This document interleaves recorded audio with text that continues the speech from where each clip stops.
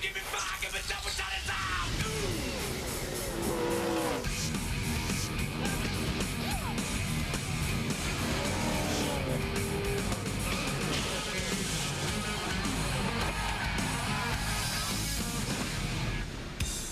TNT Sports presents NASCAR.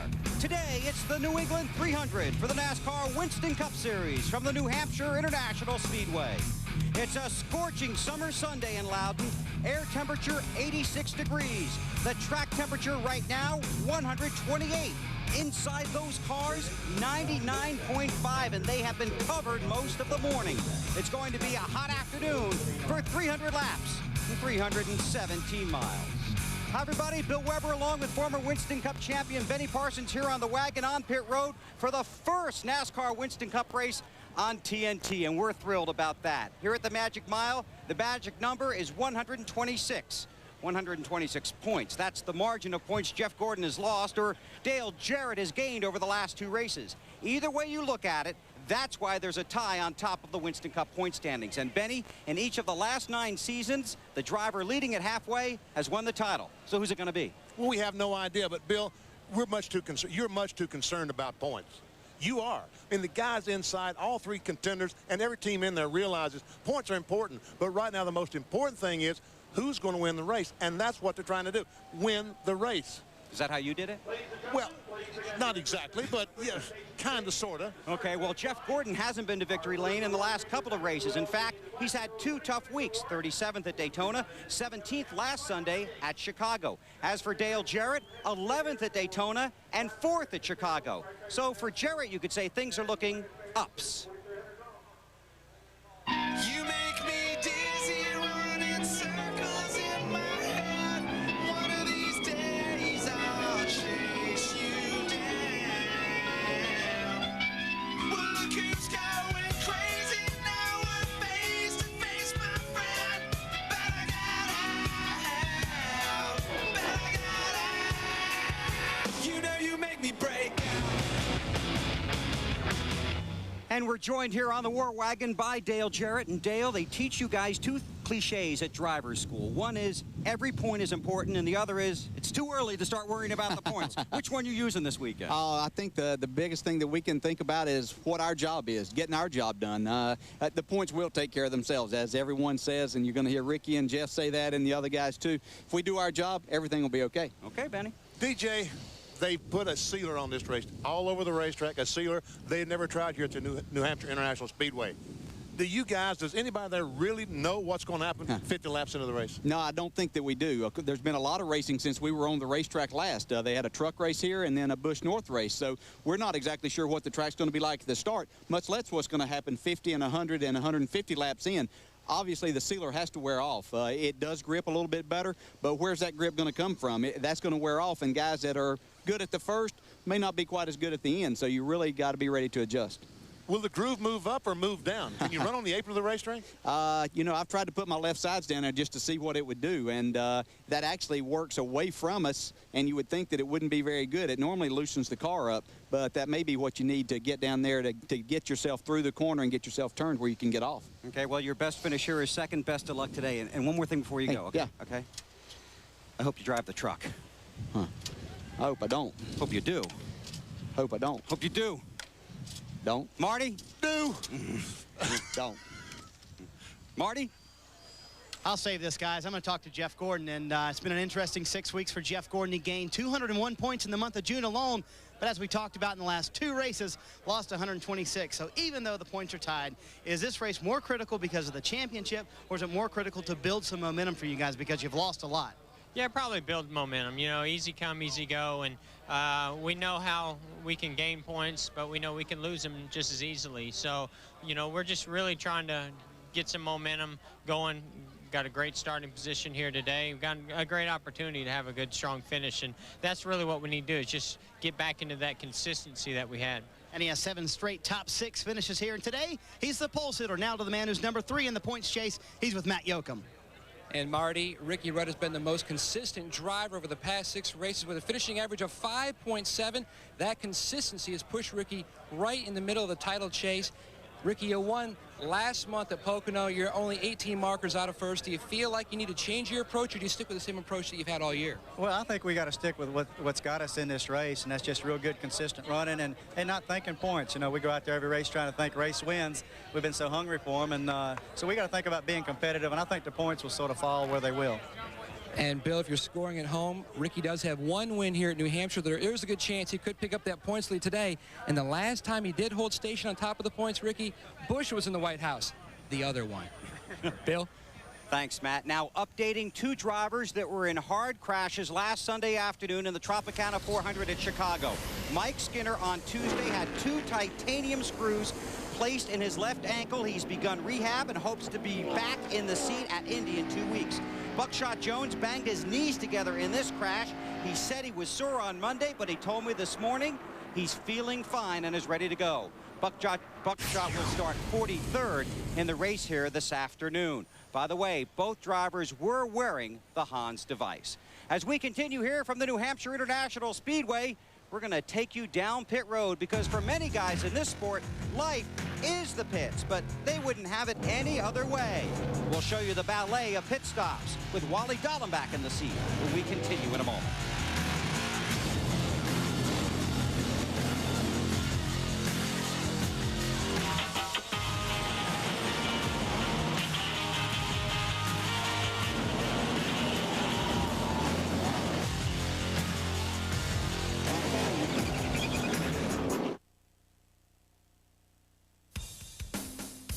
The New England 300 on TNT is brought to you by Midas. Go Midas for total car care. Whether it's exhaust, brakes, or just an oil change, when it comes to total car care, Midas, we do that. Welcome back to the New Hampshire International Speedway. About 110,000 fans here today, the largest sporting event in New England. And they should have been here earlier in the week when Benny Parsons was out making his practice laps with his Thunder Motion race car. And I was watching BP. He looked awfully tight in practice. Having a lot of trouble, Bill. I just can't get the car down. We've worked and worked. Folks, let me show you exactly what I'm talking about. Go down the front straightaway by the start-finish line. I want to take this car right down to the white line, but you see, I'm having trouble getting down there. The 12 degrees of banking doesn't even help. I finally get it down to the white line as I come off turn 2, almost went in the apron. I got to get back up to the outside retaining wall to get my line into turn 3. Okay, I'm going into turn 3, 12 degrees banking. Once again, I just can't get it down to the white line. I'm trying. We must be doing something wrong, Bill. As you can tell, folks, a very sorry qualifying lap that was. You're going to have to take a provisional. Probably a past champions provisional, 43rd spot. Man, that's going to be a long day for you. Best of luck, BP. Thanks, Bill. Well, drivers always try and be smooth on the racetrack, but there's just as much pressure to be smooth in the pits. Wally Dallenbach can explain that story from the garage, or as we like to call it, Wally's workshop.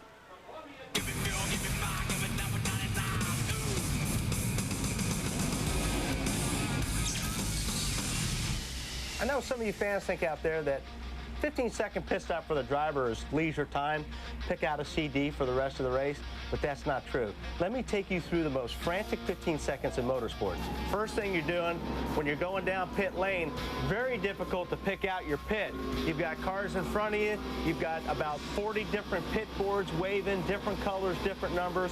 Really, really tough to find your pit box. Once you pull into your pit stop, if you don't have the steering wheel perfectly straight, you've got the wheel turned a little bit, the guys getting the tires off, they can't get the wheel off the race car because you got them cocked, won't fit through the fender well. You want to keep the gear in neutral, keep the car running until the right side of the car is down. When they drop the jack on the right side and they're coming around the left side, that's when you want to put the car in gear. Because if you do that when the car is up on the jack, what happens is the rear wheel will spin. And the guy that's trying to get the lug nuts off, he misses the lugs. There's 2 or 3 extra seconds on a pit stop. So you're trying to hold the wheel straight, you're trying to keep the car running, you're trying to keep the brake on. In the meantime, you're trying to get your ice pack out, put a new ice pack in, maybe get a cold beverage, but it's very, very busy. Once all that happens, as soon as that jack drops, you got to go. And not only do you have to go and get out as fast as you can, but you got to do it without hitting guys that are coming. So it's a very, very, very busy 15 seconds. Man, I'm worn out just watching. I think he was listening to Metallica there. Hey, Benny, not just the driver, but big decisions made by the crew chiefs on pit road today. It's going to be so tough, Bill. 2 tires, 4 tires. The tires aren't wearing at all. This sealer has really reduced the tire wear down to nothing. So 2 tires, 4 tires, the guys in the back, you know they'll be changing too, trying to get track position. We've talked about just how important that is. The guys in front, do they change 4, go behind those guys with 2? Can they pass them? A lot of decisions to be made, Bill. And fuel mileage, of course, could be a factor today as well. No restrictor plates here this time, Benny. They used them in the last Winston Cup race at Loudon. A restrictor plate is used to slow the cars by robbing them of horsepower. NASCAR tried it here. It wasn't the solution to the problem after they had 2 fatal crashes at this track. They had to do something, Bill. They had to do. They could not come back to New Hampshire the same way after 2 guys had died. So they did reduce the horsepower restrictor plates, but they found out their cars were running through the corners just as fast with the restrictor plates as without. So that really wasn't the answer. They're here unrestricted, and so far everything has been perfect. Okay, Benny, I know you have an air-conditioned seat for the race, so enjoy it. Thanks, Bill. All right, now coming up when we continue from the New Hampshire International Speedway, the emotional moments and memories of Kyle Petty's return to this track.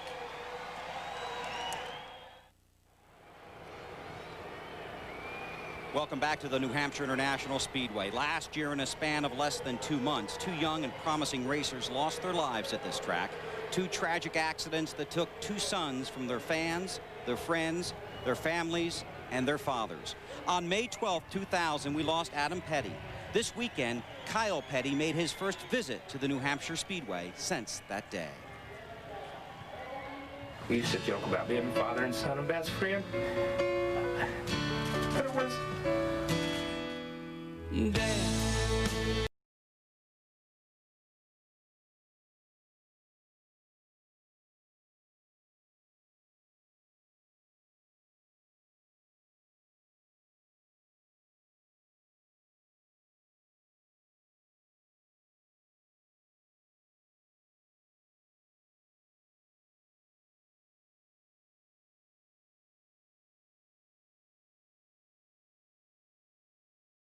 Race car driver I ever thought about being.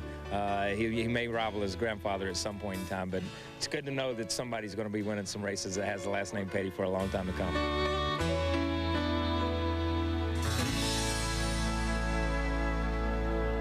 Adam Petty made 1 Winston Cup start at Texas last year.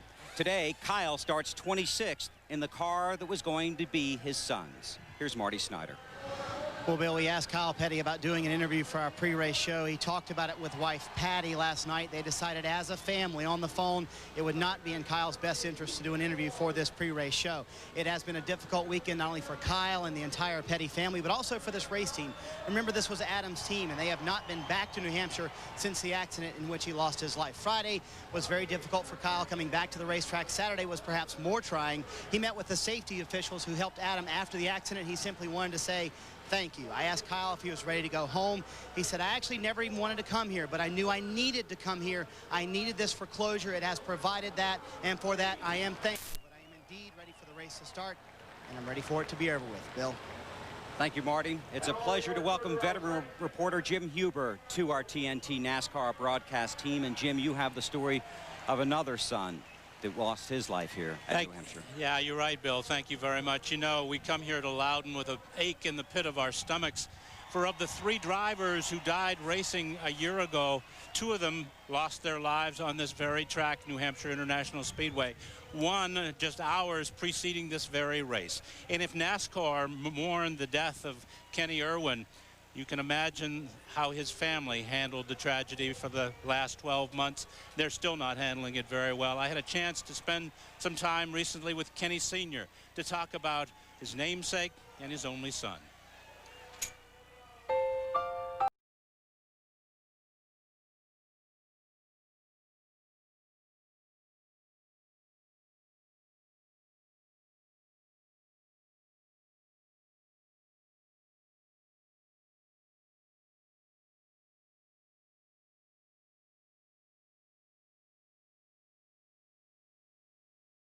In me come from my father, and so I decided if I had a boy that he would do what I always wanted to do. We raced since he was 5 years old. We started racing.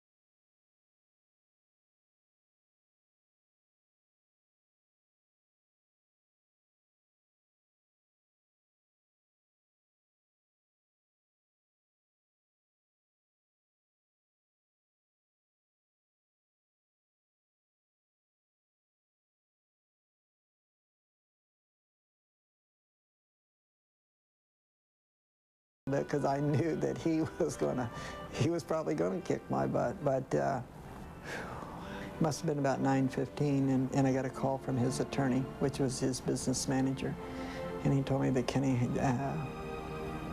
just had a very bad accident, and he was crying on the phone. And he said Kenny didn't make it.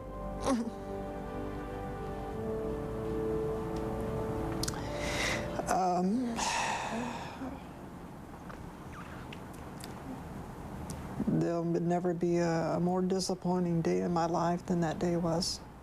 Kyle and Patty were there Kyle and immediately. Patty were an instrument, an absolute instrument. Kyle called me that night or the next morning, and he come over to the house and stayed there a couple hours and come to the funeral.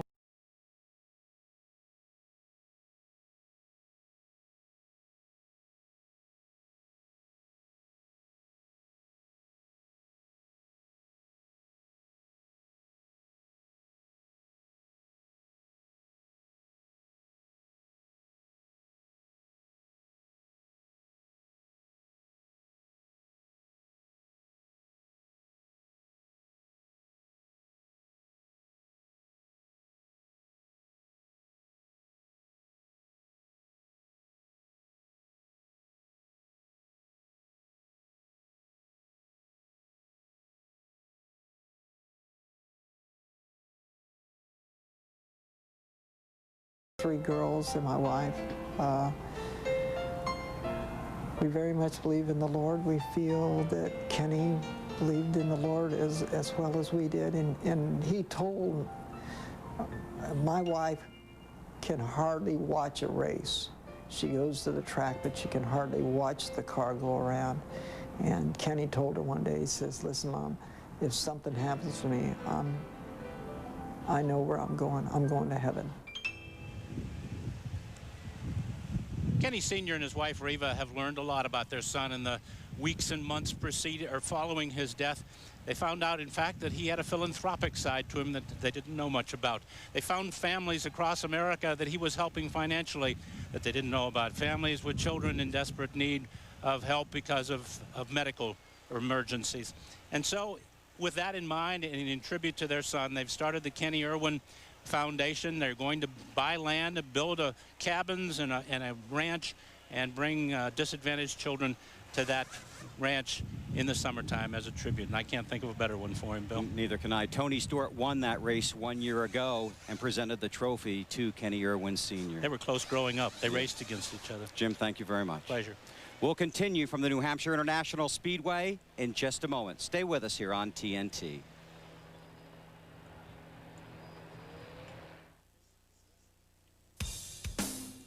The New England 300 on TNT is brought to you by Wendy's. Race through Wendy's late night pickup window where you can eat great, even late. And by Mounds and Almond Joy, the 5-minute vacation. The 25-year-old from Bakersfield, California, will have led 113 of 267 laps today. Kevin Harvick takes the inaugural Tropicana 400 at Chicagoland. When you're stuck on your first win and everybody says, well, he's a flash in the pan. Well, here's the second win, and we're just we're going to keep going at it. Well, that was last Sunday. Now, last night in St. Louis, we watched the drama unfold right here on TNT as Kevin Harvick outdueled Jason Keller in the closing laps to take the checkered flag in the Busch Series Conquest Auto Parts 250. His third win of the season, his point lead now 158. It has been quite a year for Kevin Harvick, chasing the Busch Series Championship, landing a Winston Cup ride. He and his wife, Delana, got married earlier this year, and it has been a constant battle to keep his remote control cars running. That's right, RC cars, because Kevin's trying to find the balance between fame and fun, because really he's just a 25-year-old kid who has become an instant superstar. I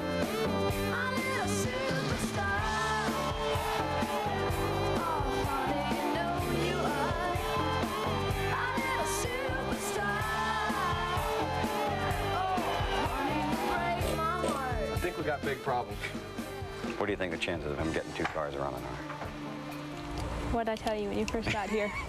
Slim to none? Yeah. Yeah. It's not addictive, is it? It's very addictive. It's like racing. Especially when your wife says you can't make it run. Went out? Your dad has? No. This one I got for the dogs anyway. Easy. Mills? So you have 3 kids here, obviously. 4 kids. 2 dogs and 2 cats. What about the guy with the sunglasses? Why you got a slobber on me? Baby. Give me the folder. Here, let.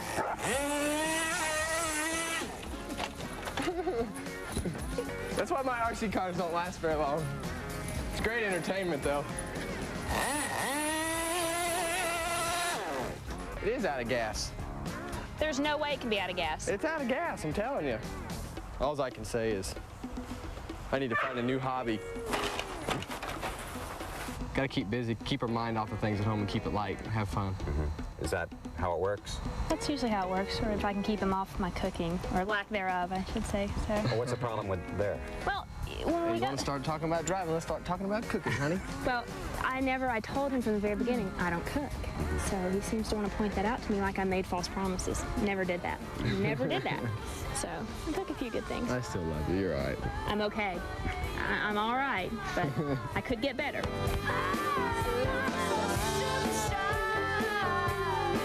Somebody's in big trouble, and I think it might be you.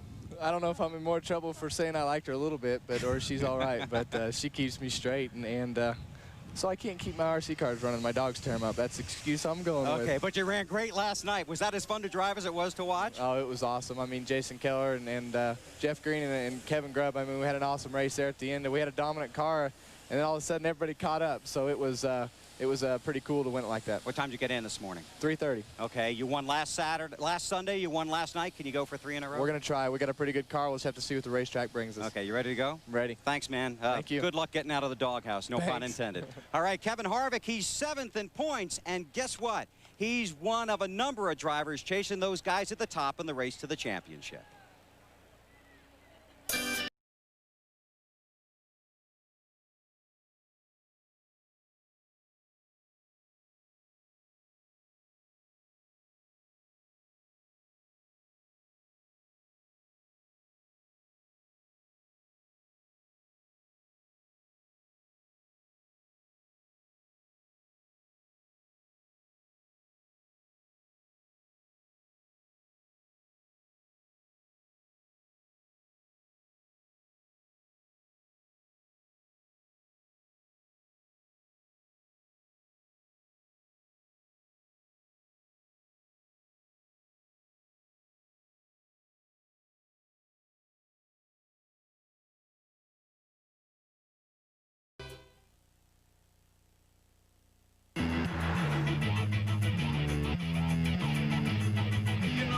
Destroys the night, night divides the day. Try to run, try to hide, bring on through to the other side. Bring on through to the other side. Bring on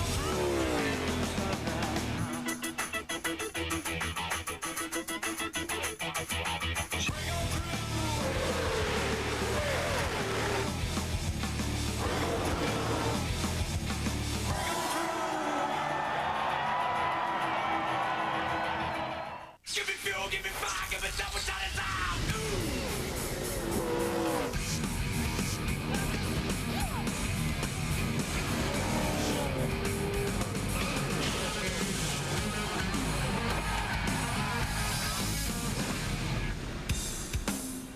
TNT Sports is live at the New Hampshire International Speedway for the New England 300 for the NASCAR Winston Cup Series. 110,000 fans and 43 teams all ready for the green flag this afternoon. 300 laps, 317 miles. Tony Stewart is the defending champion of this race. He starts 25th today. Been a tough couple of weeks for Tony. He was penalized and fined at Daytona, then crashed at Chicago. But he knows it's just part of a test, a tough test. And if that test continues, people are going to find out that Tony Stewart is tougher than Tony Soprano. Tony Stewart has made intensity trendy. He has the tools, attitude, ability, the skill, and the will. He's a kid with a cause.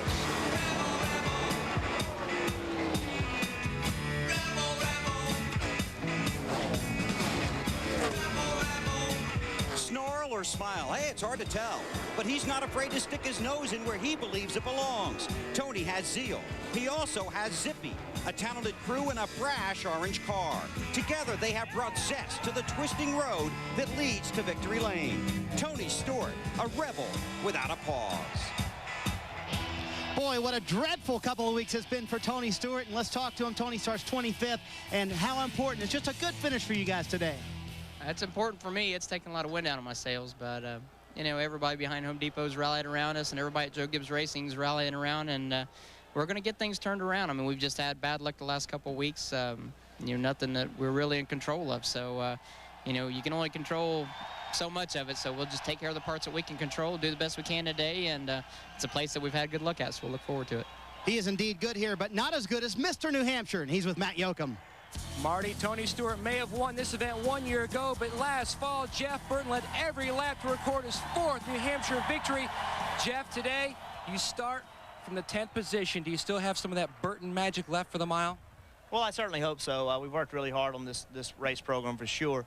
I think the sealer is going to be a major factor. If the sealer gets wore off, the people that are running well early aren't going to run well late. And if it doesn't get wore off, then it'll be just like a normal race. The guys that can go will go. But we think the sealer is going to come off just a little bit. We've gambled a little bit thinking it's going to come off. We're not going to be a ball of fire for short runs, but I think on long runs we got a good car. Burton begins his drive for 5 from the outside of row 5. So the first item on his agenda, get to the bottom and fast. To Dave Burns. Matt, in the last 12 races, Mark Martin has gained 15 positions in the points on the strength of 7 top 10 finishes. Here at New Hampshire, he leads all drivers with 10 top 10s, but he's never won here, and he hasn't won yet in 2001. Today, Mark Martin hopes to erase 2 big goose eggs with 1 big win.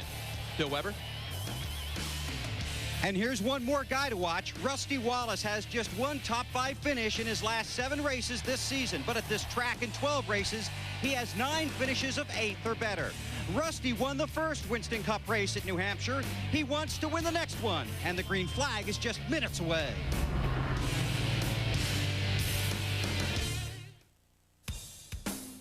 The New England 300 on TNT, brought to you by Budweiser. With the crisp, clean, refreshing taste you'll find in no other beer. This Bud's for you. By Applebee's Neighborhood Grill and Bar. Eating good in the neighborhood. Applebee's. By Pep Boys. All you need to know is where to go.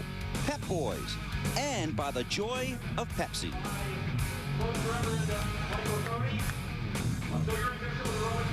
It's a beautiful Sunday afternoon in Loudon, New Hampshire. The sun is shining. Temperature could reach 95 degrees. The fans have come from around New England and around the Northeast to see the NASCAR Winston Cup stars in action. The drama is about to unfold now. The pre-race ceremonies. Father in heaven, we thank you for the gift of life. Today we are especially mindful of the lives of Dale Earnhardt, Adam Petty, Kenny Irwin, and Tony Roper. Bless their families. Strengthen them with the knowledge that their loved ones live with you in peace and eternal happiness. Father, look kindly upon the drivers in this NASCAR Winston Cup race. Give them your protection. Bless their families. Keep them always close to you and to one another. We ask this in the name of your Son, Jesus Christ the Lord, who lives and reigns with you in the Holy Spirit, one God, forever and ever. Amen. For the Star-Spangled Banner, Denise Doucette.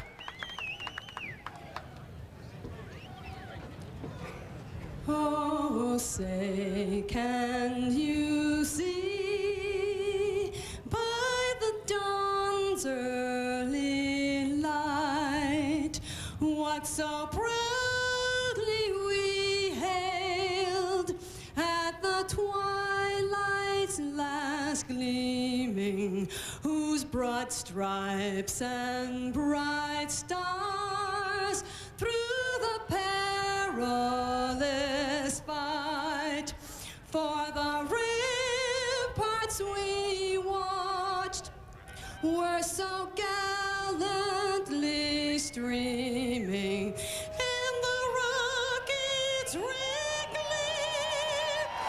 the bus bursting in, gave proof through the night that our flag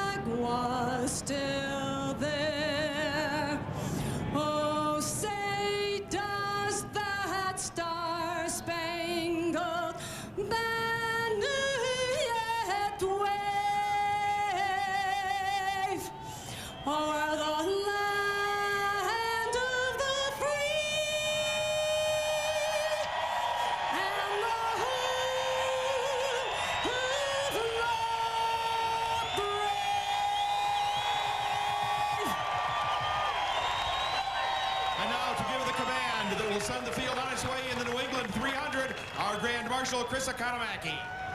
The words that race fans the world over can't wait to hear were first uttered 55 years ago this May in Indianapolis by Wilbur Shaw.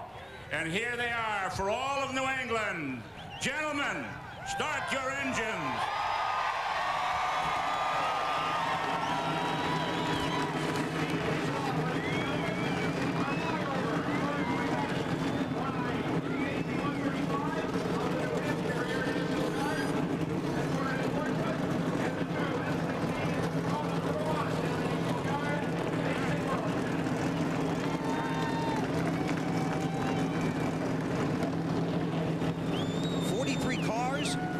Laps, 317 miles, and 3 men to take you along for the ride.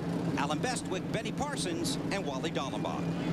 Bill, thank you very much. We've talked in our pre-race show about the championship picture coming into today's race. Jeff Gordon being tied with Dale Jarrett and Ricky Rudd just a couple of points behind. Benny, Jeff Gordon with tough luck the last couple of weeks. Does it change how he drives today's race? No, as a matter of fact, I spent some time with the crew this morning. I said, are you guys going conservative or aggressive? We're trying to make up our mind right now on a spring change. Everything else is aggressive. This is kind of a change. I talked to them later on. They went the aggressive way. They understand, Alan, they have to try to win some races and get the momentum back.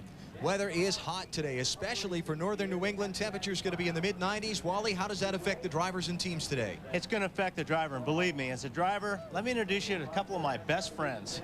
Today, I've got a lot of these hoses inside my car. They're going to the helmet, they're going to the seat, they're going to my feet, anywhere I can move some air. Also, another friend is the ice pack. I'm going to be putting these ice packs in between my suit and my chest all day long, and I'm going to be keeping asking for all day. I want a lot of ice. The biggest topic of discussion in the garage area this morning, the track surface and its condition here in New Hampshire. This is the way that it looked earlier this morning before the drivers and teams rolled their cars out. What is all that? That's rubber, Alan. And you know, what's really concerning the teams, that was not there during their happy hour session yesterday. But they had a truck race, they had a Busch North race, and last night when they go on the racetrack, they found a lot of rubber strips on the racetrack.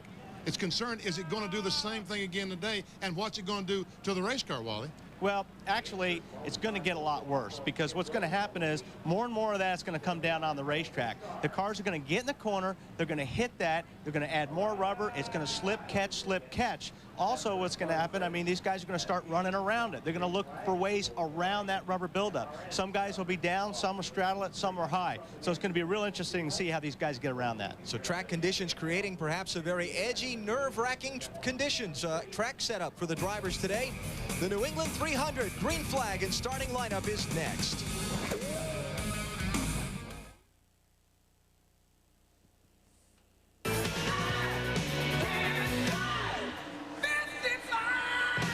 Budweiser, the official beer of NASCAR, is proud to sponsor the Bud Pole Award given to the fastest qualifier at each NASCAR Winston Cup race. Jeff Gordon got his 38th career pole award on Friday. Since 1979, Anheuser-Busch has awarded more than $7 million as title sponsor of NASCAR's Pole Award program.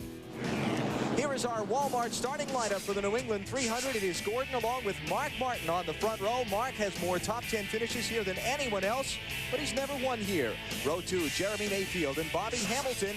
Hamilton has not had a top 10 finish since his Talladega win back in mid-April. Row number 3, Steve Park and Todd Bodine. Park has won here in New Hampshire several times in modifieds and also in the Busch North Series. Row 4, Robert Presley off his best career Winston Cup finish, a second last Sunday at Chicagoland, and Ken Schrader. In the 5th row, it's Dale Jarrett, tied with Jeff Gordon for the championship lead, and 4-time New Hampshire winner, Jeff Burton. Let's try talking to Jeff Burton on the radio. Jeff Burton, Benny Parsons up at TNT. You got me? Man, what's happening? Hey, Jeff, you're starting 10th. We've all seen this as a one-groove racetrack so far. Have you got a plan to get to the inside? You can't really make anything happen. It's just got to happen for you. We get a hole, we're trying to get down. If we don't get a hole, we just have to wait it out until we do get one. That's all you can do. So it's a long race. We don't want to lose many more spots than we have to, but that's not our first priority. Well, good luck to you. Jeff Burton starting in 10th position in row 5. You look at the rest of the starting lineup for the New England 300 as the field is a half a lap from the green flag. One thing you got to look at here at New Hampshire, it happens about 50% of the time, is getting down into turn 1, those first couple laps, you get this accordion effect, Benny. Everybody gets down there, gets on the brakes, the guys way in the back, maybe get in a little bit too hard, and that's where you start seeing just a little bit of bumping, but also that little bit of bumping gets you in the wall. Tony Eury told me they better take care of these front fenders, because if you damage those front fenders and lose that downforce, your handle is going right out the window. Drivers in on provisional spots for today's race, and we are set to go as Buckshot Jones brings up the back of the field. Hut Strickland is dropped to the tail. He's in a backup car after a practice crash. We're underway at New Hampshire.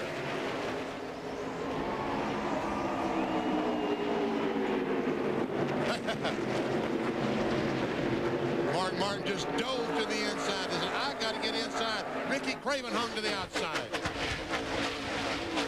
Bobby Hamilton and Ken Schrader almost scraping the wall off turn 2 for the first time. Here's that big accordion effect Wally was talking about. Yeah, they actually got through 1 and 2 really clean there, so if they can make it through another lap or 2, I think they've got it made. Gordon leads lap 1. Martin and Mayfield snug up on his bumper. There's Park in 4th, Hamilton in 5th. Well, Jeff Burton certainly had no plan, because he still hung on the outside, trying to get by Ron Hornaday in the 14 car. And Jimmy Spencer diving to his inside. Change for 2nd. Jeremy Mayfield is by. And here's lap 3.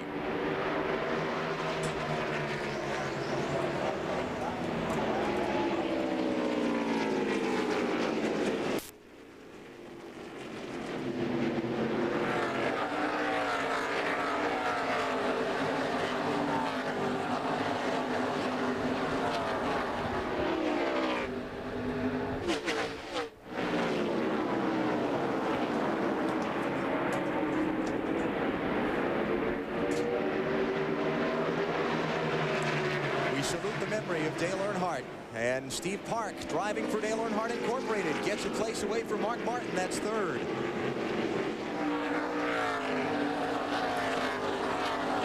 Had a little contact back in traffic. Tony Stewart and Ricky Craven got into it. Ricky Craven, the 32 car, just desperately trying to get to the inside of the racetrack, and Tony Stewart, I talked about taking care of that right front fender. Nothing Tony could do, because the 32 car came down on him. This is from Bill Elliott's view. And that right front fender on Stewart's car does look to be pushed in. Oh, we got a crash down in turn 1. Joe Nemechek, is that? Elliott Sadler is involved in it. That's Elliott. And Nemechek, the other car. Caution's out. There's Joe.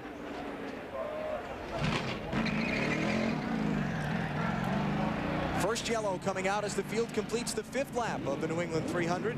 Nemechek gets his car started and tries to drive away, but the field will go by and put him a lap down. A lot of damage to the left side of his automobile.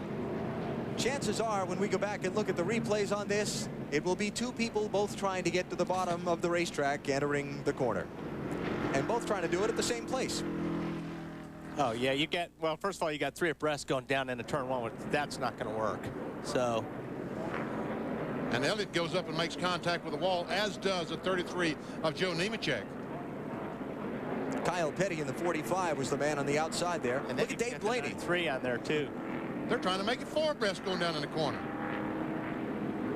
Blaney looked like he might have caught the back of Elliott's car as Elliott jammed on the brakes, but that just wasn't going to work. So the Wood Brothers car to the garage, and Joe Nemechek will no doubt take Andy Petrie's car back there for repairs as well. Under caution early in the New England 300. Jeff Gordon is the leader. We're back to New Hampshire after this. What's drama? Bumper-to-bumper traffic at 190 miles an hour. Drama is letting the car do the talking. Cutting loose 43 cars in the flick of 5 ribs. Some in before the crowd. 27 guys with 1 goal. 14 seconds pit stop. Drama is trying to beat your teammate, but he's the champ. Drama is growing up in the shadow of greatness. Drama is being original. Drama is winning your first race. Finally. Drama is NASCAR on TNT.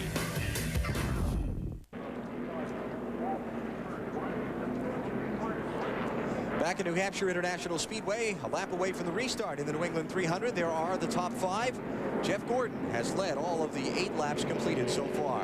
Storylines we're going to track throughout this day for you. The race for the championship. Gordon and Jarrett tied atop the points coming in, with Ricky Rudd just 18 behind.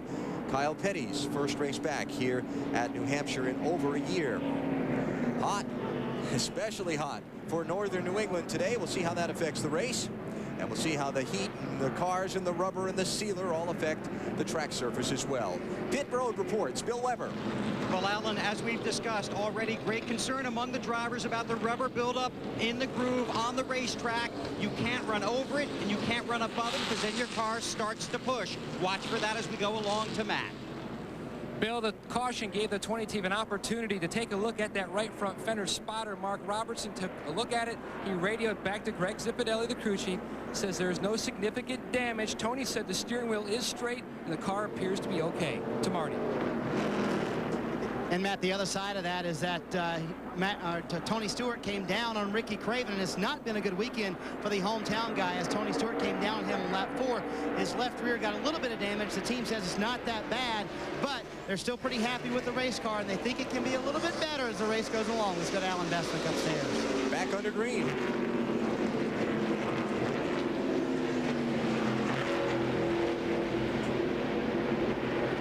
Talked about before the start, everybody wanted to get to the bottom. Well, a single file restart, they're all there now. Gordon the leader, Mayfield second, Park third, Martin fourth, that's Todd Bodine in fifth. Ron Hornaday getting shoved up out of the inside lane. Jimmy Spencer, the 26 car, passed Hornaday down the backstretch and is trying to get on the inside of Robert Presley in the 77. Can't quite make it. Here comes Ricky Rudd under Bill Elliott, and I saw some smoke off Rudd's car. Or was that making some contact with Bill Elliott? Elliott tried to force his way to the bottom. John Andretti's going to try and not let him. Let's get an update from Dave Burns. Kyle Petty took the opportunity of that first caution to come in and make a wedge adjustment, guys. He was extremely loose, and as Marty mentioned in the pre-race, he just wants to get through today, so they thought an adjustment early would be better than trying to live with it. The other two who stopped under that first caution were Terry Labonte and Hutch Strickland, and the cars of Elliott Sadler and Joe Nemechek are both back in the garage area. Hutch Strickland had to go to a backup car because he did crash the 90 car in happy hour session yesterday afternoon. Johnny Benson, left of your screen. Rick Mast, right. Looking out the back of Jeff Burton's car. And Johnny Benson, oh, Rusty Wallace off the pace.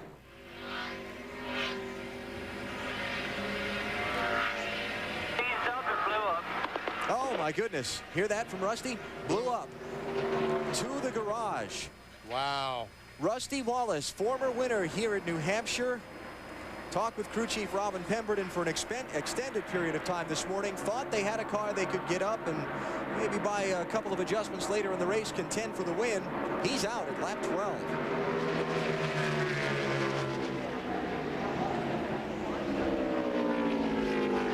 Matt Yoakum.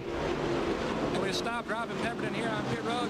Robin, you're on your way back to the garage. Did Rusty say anything about what happened to the engine? Something big. It's pretty terminal right now. We'll go back and look at it, but I'm sure it's over with. Rusty fourth in the championship standings coming into today's race. He had moved to within 207 points of the leaders, Gordon and Jarrett. This is going to hurt.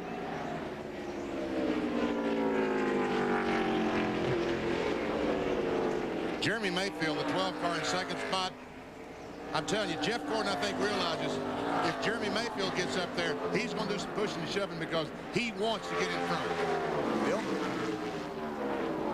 Benny, it's going to be interesting to see how much pushing Jeremy Mayfield does do if he can catch Gordon, because they radioed to Jeremy that Rusty blew up. Now remember, these guys are teammates. They told him, be careful, be gentle on that gas pedal. Rusty is done for the day. So watch that. The guy in second place has already lost his teammate to an engine problem. Is this track particularly notorious for engine problems? They shouldn't be, because you dip down to about 6,000 RPMs in the middle of the corner. They turn them about 9,000, 9,200, but they go down to 6,000 in the corner, so the average is 7,500. Last week in Chicago, the average was like 8,250, and that's what kills many engines at Chicagoland. Dave Burns. Rusty Wallace lifted the hood himself, took a look. What did you find? It broke a motor. I don't know what broke in it. It seized up coming off of turn 2, and it's either a rod or a piston or something like that, but it blew big time, so we're out for today. All right, that is a quick exit for a guy, like you said, Alan, 4th in points. Watching the race for 3rd, 4th, and 5th, and yeah, that is going to hurt Rusty Wallace significantly, Dave. Steve Park in the 1, Todd Bodine in the 66, and Dale Jarrett started 9th, moved up to 5th. And he's underneath Todd Bodine for that spot. 4th place for DJ. Talked to Todd Bodine this morning. He was sitting on a jack stand by his car with his brow very furrowed. He said, we don't know what we're going to do. We're just going to throw all kinds of things at this car and hope it runs well. Not working out too badly so far, as Bodine is up in the top 5. Jeff Gordon leads early in the New England 300 here in New Hampshire. You're watching NASCAR on TNT.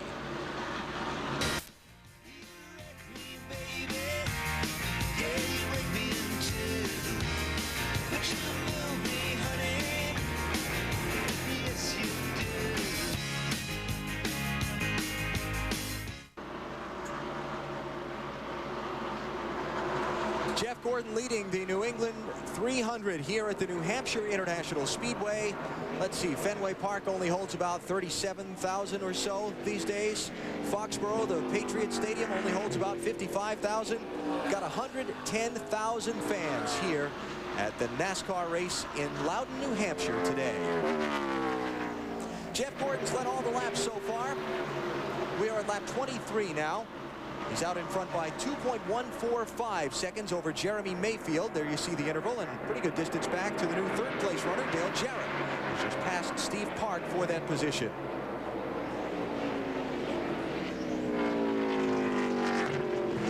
And now you can see on the racetrack how far that Jarrett is behind Jeff Gordon. Jeff Gordon, the green car. The yellow one is Dale Jarrett.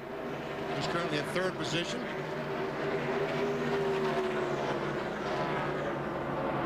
It's about 4.6 seconds in actual time. A lot of folks were concerned about, I mean, Jeff Gordon's out front. This is kind of like he was at Charlotte during the Coca-Cola 600. And he was running really strong at the beginning, as other cars did. But at the end, the fast cars faded. And that was the concern some teams had. Can you run all 300 miles here up front? Or is the racetrack going to change to the point that Jeff Gordon's car will go away? Well, I think if you've got a good race car to begin with, you're going to have to make smaller adjustments to keep up with the racetrack and the conditions. If you're in the middle of the pack or the back of the pack, you're going to have to make some big adjustments just to get it in the hunt. I also think that the way this rubber built up on the racetrack, the shock package may come into play. The guy that has the best shock package to work around that rubber and over that rubber might be real important. This is 11th place. Ron Hornaday in the 14 and Jeff Burton in the 99. Burton going to take that spot from him in the center of the corner. 3 drivers in the garage right now. One of them's with Dave Burns. And that is Elliott Sadler. Elliott, a lot of work going on in there. Looks like a bent clip. Can it race again?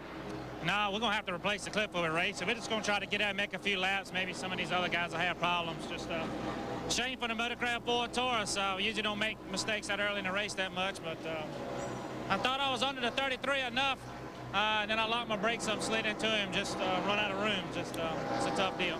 I'll tell you what, these guys are working hard on this, because whereas a driver might be really proud of clicking off a fast qualifying lap, the crew is most proud of this stat, that they finish every race, and they will make every effort to make sure Elliott is running at the end of this race today. A front clip is the front frame section where the engine sets in, where the suspension hooks on. That's what they refer to as the front clip. It is bent, so they'll have to replace it, but right now they can just straighten it enough he can get back on the racetrack and run the minimum speed, which is probably 110 or 15 miles per hour.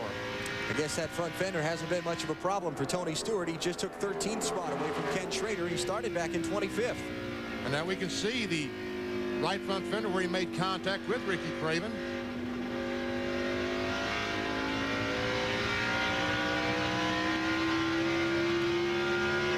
position is Stewart's.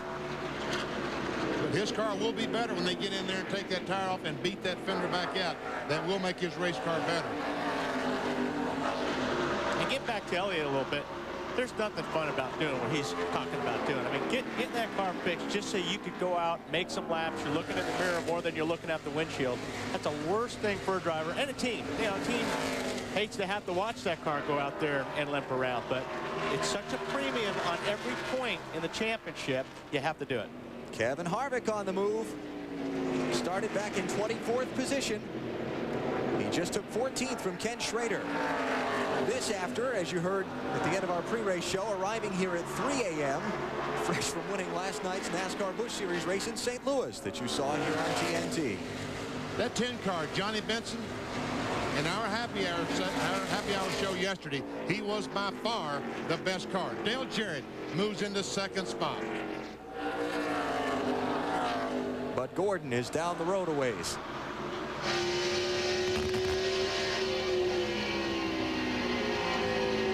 Onboard telemetry for Dale Jarrett's Ford. And you see he goes down to about 5,700, 5,800 RPMs in the corner. And he builds up to 8, 85, about 9,000 RPMs before he backs off. You never used to be able to even dream about turning an engine that many RPM. It would live. Yeah, those Indy cars ran that kind of RPM, but not stock cars. And we see Jarrett a little over 150 miles per hour when he backs off to go in turn 3.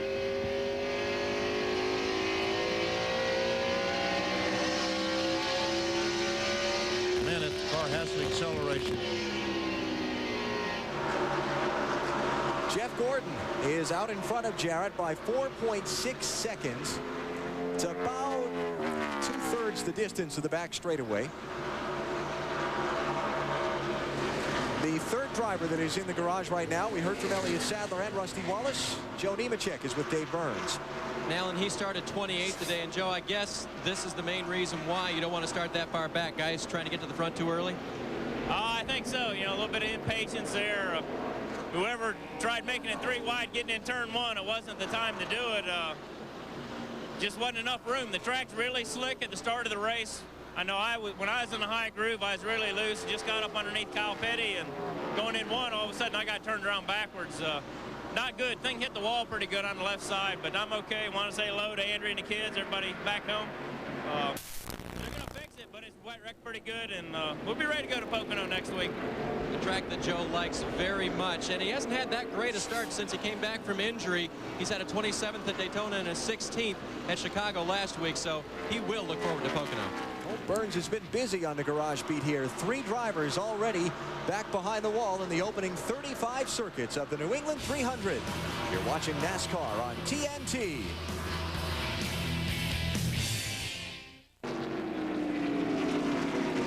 NASCAR on TNT from the New Hampshire International Speedway. It's the New England 300 and leader Jeff Gordon coming up on the back of the field. He's up on Dale Jarrett by 3.5 seconds. He's lost about a second since catching this group of cars. That's Strickland, the 90 car that he's about to put a lap down in the backup car. And Hutt has to be careful because that's his Brickyard 400 car that they're supposed to test in Indianapolis day after tomorrow. Jeremy Mayfield, the 12 car, is falling back as Mark Martin goes by. Got a lot of emails and a lot of letters from people suggesting that here in New Hampshire, in memory of Kenny Irwin and Adam Petty, we sort of duplicate our Dale Earnhardt tribute. Here's lap 42.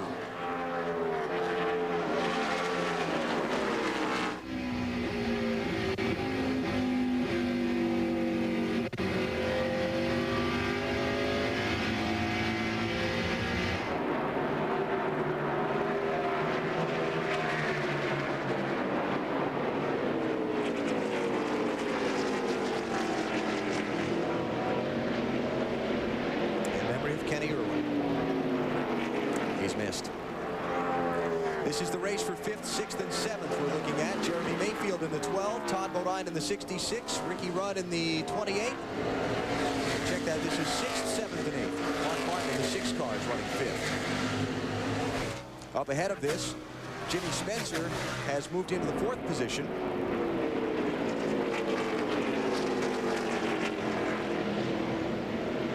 As I said a moment ago, Jeremy's car starting to fade just a little bit. We saw a little wiggle from Todd Bodine as he came off turn 2. And now we come to the 45th lap. And we stand silent in memory of Adam Petty.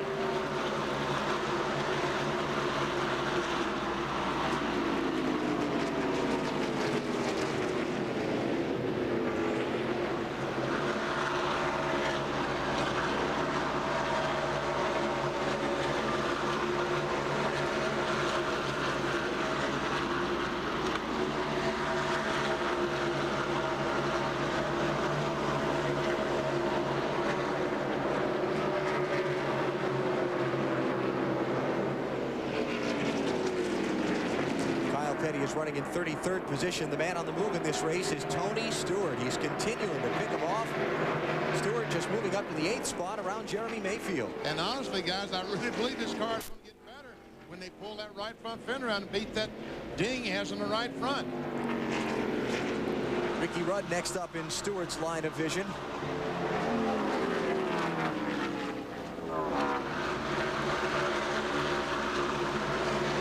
Stewart having picked up 17 positions already in this race. Bobby Labonte with a nice move up 13 spots. Jerry Nadeau picking his way into the middle of the field, but the big impressive move so far is Stewart, who's up into the top 10 and climbing. Todd Bodine in the 66 is 6th, and Ricky Rudd is 7th. Watching all these cars around, the 88 car is flying right now. He is chomping down on Jeff.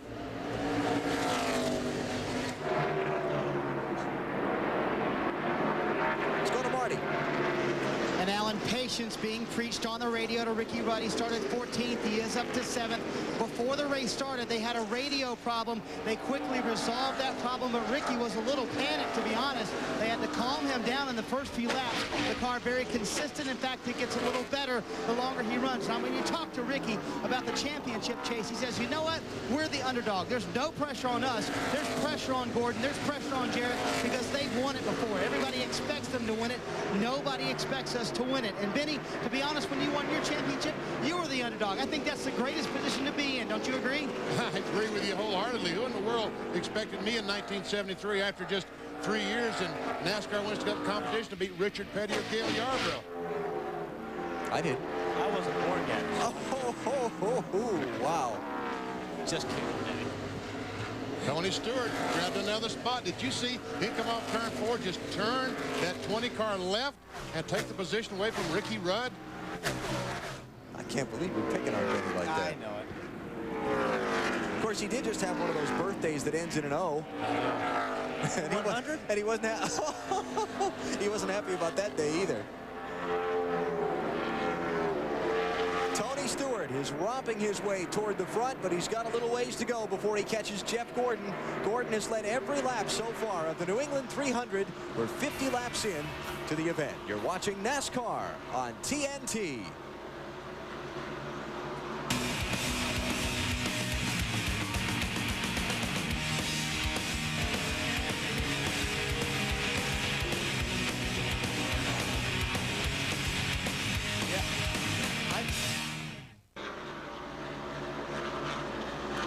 The New England 300 on TNT from New Hampshire International Speedway is 54 laps old. Of the 300 that'll make up the event. Series update. Kevin Harvick won the CarQuest 250 in St. Louis last night. You see the championship standings. Greg Biffle finished well, but Harvick extending his advantage over Biffle in the championship standings with the Busch Series heading to Pikes Peak Raceway in Colorado Springs this coming Saturday. Harvick in today's race running in 13th position after starting back in 24th. You see Harvick on the weekends where he's played Rocket Man, jumping back and forth to the different tracks. It's been better on the Busch Series side than it has been the Winston Cup side for him those weekends. When he has a good finish in the Busch Series, he doesn't do well in the Cup. When he has a bad finish in the Busch, he does well on the Cup side. Well, he won last night, so I'm sure he hopes to break that pattern today. Back-to-back wins for Harvick. If you want to go with last Sunday's Tropicana 400, the Winston Cup side, and then last night's 250 in St. Louis on the Busch Series side. Looking right here, he's got a big push right in the center of the corner right there. Race for 7th place. And Tony Stewart moving up some more ahead of that, as he's just gone around Jimmy Spencer to grab 5th. Tony Stewart has been very, very impressive in that 20 car. Well, we figured he would be, but man, here's Ricky Rudd closing up on the back of the 26 and 66, 2 of the Kmart cars, twin cars. Spencer in 6th, Todd Bodine in 7th, Ricky Rudd in 8th. As the leaders work some lap traffic, Tony Stewart now starting to close in on Mark Martin for 4th. Stewart's record here in New Hampshire is amazing. His finishes in 4 previous races here. He's got a 10th, a 2nd, a win. Then he had a problem and had a 23rd place finish, but he was leading that race and ran out of gas on the white flag lap. No, excuse me, that was the 10th place finish when he ran out of gas on the white flag lap. Mark Martin saw Tony Stewart and said, hey, he's too fast for me. I'll just move up and let him go by. Dave? Benny, he is so quick that teammate Bobby Labonte, who can talk to Tony and to his spotter, hopped on the radio and said, hey, what line is he running? And they told him, and Bobby started to pick up positions. Caution out, Johnny Benson is in trouble. He has gotten into the wall with the right side of his car in turn 1 while running in the 11th spot.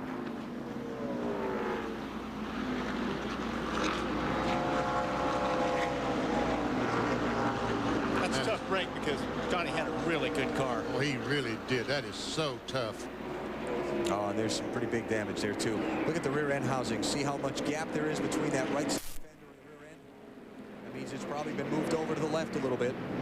And I was talking about taking care of the front fenders because of downforce, and that right front tire is just going to knock that right front fender off probably before he can get back in. And there's Benson. He goes in the corner. It's almost like the tire might have gone flat, or maybe the brakes didn't work properly. I don't know. I talked with Johnny this morning. He had high hopes for a good run today. He said, we've run well here in New Hampshire a lot. We've just never been able to get a good finish out of it. Happened again. Pit stops at lap number 61. Matt Yoakum. The 3rd car in line. Steve Hart makes his way to his pit stall. He was a little bit tight when he tried to get back in the gas. Paul Andrews tells me they will try to make a slight wedge adjustment. This will be a 4-tire change on the Pennzoil Chevrolet. There you can see Chad Walter with the wedge adjustment. Stick him around to the left side of the car. Let's go to Bill Weber. Jeff Gordon in his stall getting 4 tires, a little loose going into 1, but he says everyone is loose there. He's tight coming off of 4. He and Jarrett race off of pit road.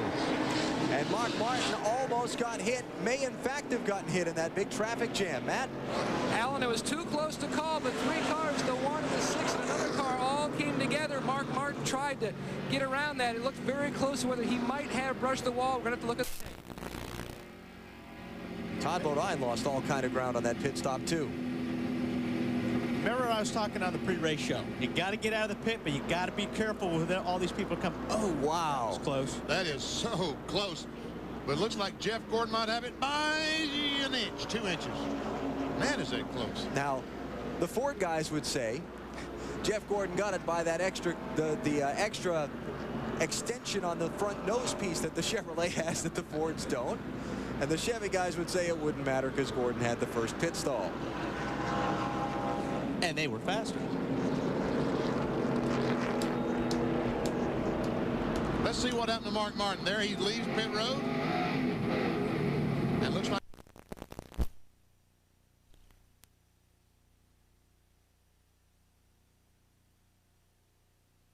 in at Daytona, but you're not supposed to do that on pit road. Wasn't hard enough to cause damage to either car, I don't think. I don't think it was. So, the race off of pit road was an exciting one. We'll come back for the restart in just a minute. Next weekend, the biggest dramas are on TNT. Friday night at 8, Clint Eastwood stars. About 3/4 of a lap from the restart here at the New England 300. Our pit summary. Most everybody holding serve, although Tony Stewart lost a few positions. Backed up 3. Look at Jimmy Spencer from 6th to 3rd. boy, Jimmy. Todd Bodine in 7th, out 19th. Ouch. Now take a look at this. Casey Atwood's crew. Ed Watkins, the jack man, he's watching the left front guy, but Ed gets a little lazy. He lets the car down, but he doesn't pull the jack out.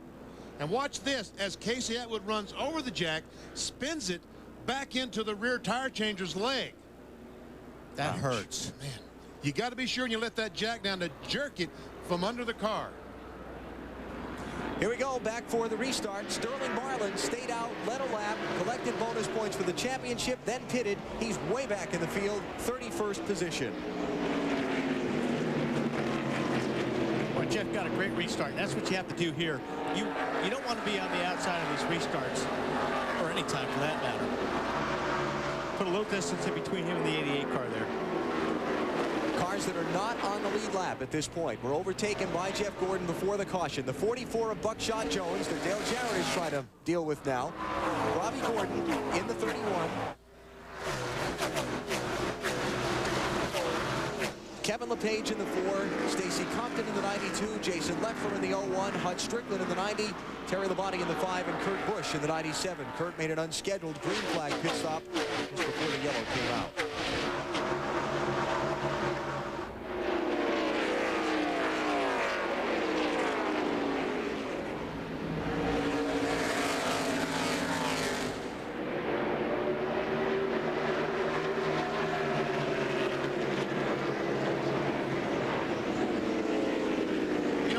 Jones in that 44 car doesn't have a very bad piece. But if you're Dale Jarrett, you're getting madder by the minute. Oh, yeah. He's saying to himself, now look, Buckshot, you're a lap down. Please move over. Give me a little courtesy. Let me go by to see if I can't chase down Jeff Gordon. And Dale's not going to wait long. He's going to lay that bumper on him if he doesn't get out of the way pretty quick. Another driver who's moved up nicely in the opening laps, Dale Earnhardt Jr. Started in 29th position. He's up to 13th. Junior chasing Jerry Nadeau. Talking to Richie Gilmore, the engine builder, and he said that Dale Jr. was really happy with his car. Felt like he had a really good race car to win this New England 300 today.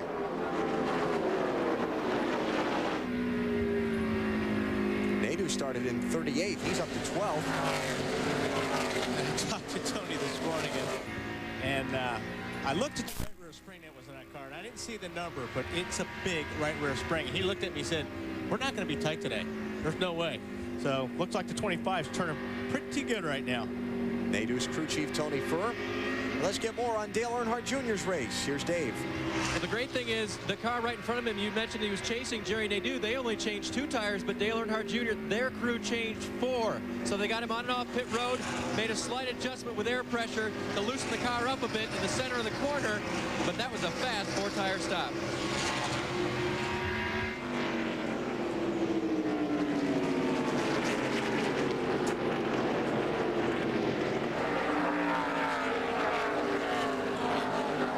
Jeremy Mayfield way back in traffic. Remember, he was running as high as 2nd earlier in the 12 car. Ran so well those first 15, 20 laps and then started fading back. Mayfield in 14th.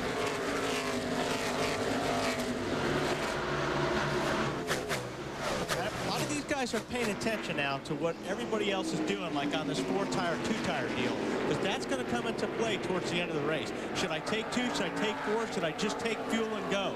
So they're all watching each other. A lot of teams right now have their stopwatch out, and they're timing this 25 car to see how fast he can run with 2-tire change versus how fast Jeff Gordon can run with a 4-tire change, because they may want to do exactly the same thing on the last stop. 2 tires. Remember when Jeff Gordon won the race here with a 2-tire stop and made Jack Roush so mad? Yeah. Set off that whole tire controversy in the garage area that had Ray Evernham walking around saying, it's just air, Jack. Because Jack said, there's no way you can take 2 tires and beat my race car that had 4. They had to be doing something wrong. Hey, Buckshot's not DJ's way right now. No, he's not. And he's in a good spot. I mean, if the yellow does come out, he's close enough to the 24, but if the 24 will give him a little slack, he can get his lap back. More on Jeff Gordon's race from Bill Weber. Well, Alan Gooden 1 and 2, a little tight off of 4 as we talked about, but they opted not to make any changes. They worked very hard on this car in the 2 practice sessions here on Saturday, 45-minute sessions. Normally we call that happy hour, but they've changed the format as we know this year. In fact, Jeff came in after the first practice session, the first 45 minutes, and said, whatever changes you're going to make them big, because right now this car isn't very good. So now he's very happy, no changes on that car. One other thing to think about, Benny and Wally, about Jeff Gordon, back in his glory days, not that long ago, of course, when he was with Evernham, when they were struggling like they have the last 2 weeks, it always seemed like they came to a track where Jeff Gordon could run great. 37th at Daytona, 17th last week in Chicago. Now he comes to Loudon, a track where he has a great history, and look at him go. Yeah, Bill, Jeff Gordon's record here is nothing short of remarkable. He's finished no worse than 6th in his last 7 New Hampshire races, including 2 wins in that time. Tony Stewart on the move. This is for 4th. Check that for 5th position. That's what I want to see. I want that 20 and 24 to get hooked up and see which one of those 2 cars will be the fastest. Matt, what about the 20 car? Well, Benny, this morning I pulled a number of crew chiefs in the garage, and the greatest fear was the 20 car. Would Tony Stewart be as dominant without the bump stops, which were outlawed earlier this year? And it looks like he is just as lethal. He came on the radio right before that last caution and said, do not change a thing. He says, our qualifying package is less than satisfactory, but our race package is awesome. He says right now they're looking at possibly making 1 air pressure adjustment on the next stop to help the car roll to the corners a little bit better, but right now it's straight off and straight into the corners. I talked to Tony this morning. I said, how are you? What do you need for the race today? He said, just some sleep. He went to a dirt track race last night over in eastern New York State. Came back late. Said, I just need a little bit more sleep and I'll be fine. Jeff Gordon leads. Dale Jarrett in 2nd, who's under pressure from Jimmy Spencer. The other title player is Ricky Rudd, and he holds down 4th position in the New England 300.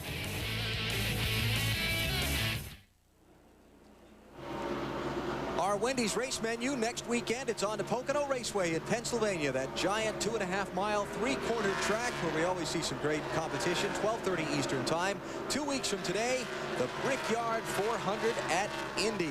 Then it's on to the Watkins Glen Road Course and the 2-miler in Michigan. Folks, if you remember this morning, I was talking about, if you watch the pre-race show, how important it is to get your car in the box and get it in properly. Watch the guy in the right front. Boom! Gets hit by the 15. And what happened there, if Ricky could have got his car to the left a little bit further, he wouldn't have to swing so far out into pit lane as the 15 was coming into his pit. It's Michael Waltrip's view. Is Michael at fault here? No, not really, because Michael was just trying to get a better shot in his pit. The 32 car should have been further in the pit to... Marty? Well, the best part, guys, is that Jim Carbon, the man who was carrying the front tire, finished the pit stop. And that's why Cal Wells makes his team wear those safety helmets. You're looking at Jim Carbon right now, and he was fine after that stop. Finished the stop. They were actually pretty happy with the time, too. How about shoulder pads and hip pads and the rest of it? Those big leathers with the pads in them that the motorcycle racers wear. Craven right now is running in the 21st position. Behind this guy, he's the leader, Jeff Gordon. Out in front of Dale Jarrett by 2.7 seconds. And Jarrett still getting a lot of pressure from Jimmy Spencer. Thought for a minute that Jimmy was going to be able to get up there and poke the nose underneath, but after a brief try, he's fallen back in line. We've got Ricky Rudd 4th, Tony Stewart 5th, then Steve Park 6th, Mark Martin 7th, Jeff Burton 8th, and John Andretti 9th. There's the race from 6th.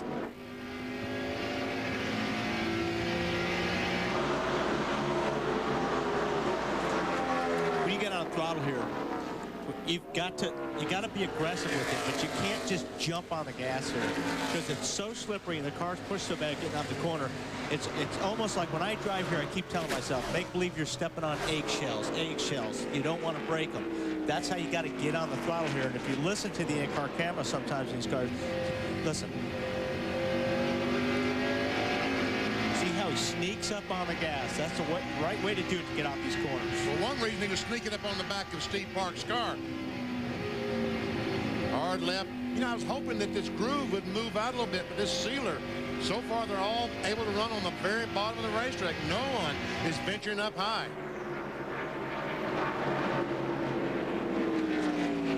They only go up there when someone gets on the inside and kind of roots them up there. Steve Park, Mark Martin, both down the straightaway. Top speed on Steve Park was 154 miles per hour. He'll go down in the corner, and his slowest speed will down to 96 miles per hour.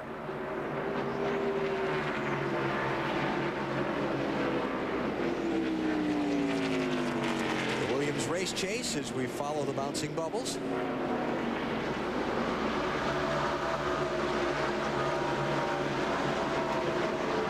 Got a car in trouble in turn 2. It's Jeremy Mayfield. Caution is out. Bill, what happened? Blew a tire, Alan. I can't see it from down here because we were actually looking to work with this team because they had a problem with their right front on the previous run. Jeremy on the radio blew a tire. It looks exactly like Johnny Benson's front tire. I wonder if these guys are using the brakes so much that they're melting the bead. It ain't gonna matter now. I wonder if they're melting the bead on that front tire with the brakes. So much temperature. Explain what the bead is on a tire. Where it mounts to the rim. And the brakes is right there by that bead on the rim, and sometimes it gets so hot it just melts the rubber. And that right front is going to be the hottest spot on that car when it comes to brakes. The rotor, the brakes, the caliper, that's the hottest point of that race car. So you could be right, Benny.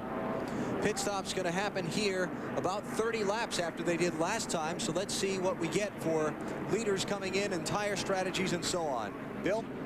Well, first of all, Jeremy Mayfield has made it back to pit road. Obviously wanted to get here as quickly as possible. Has right front damage, getting right side tires. They're going to have to beat the sheet metal away.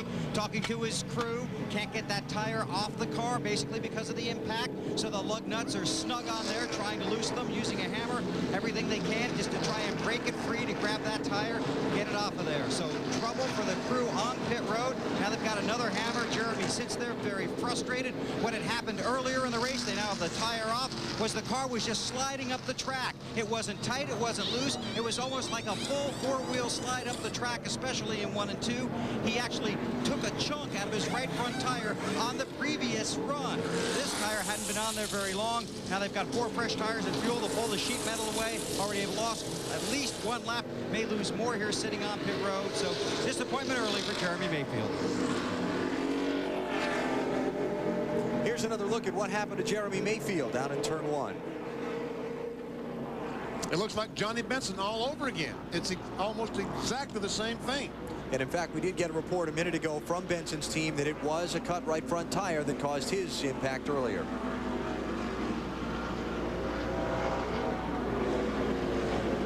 We talked that it was a very warm day, exceptionally warm for northern New England today, and what kind of impact would the heat have on the race? You're talking brake heat related to the outside air? We'll explore the story more when we come back to New Hampshire.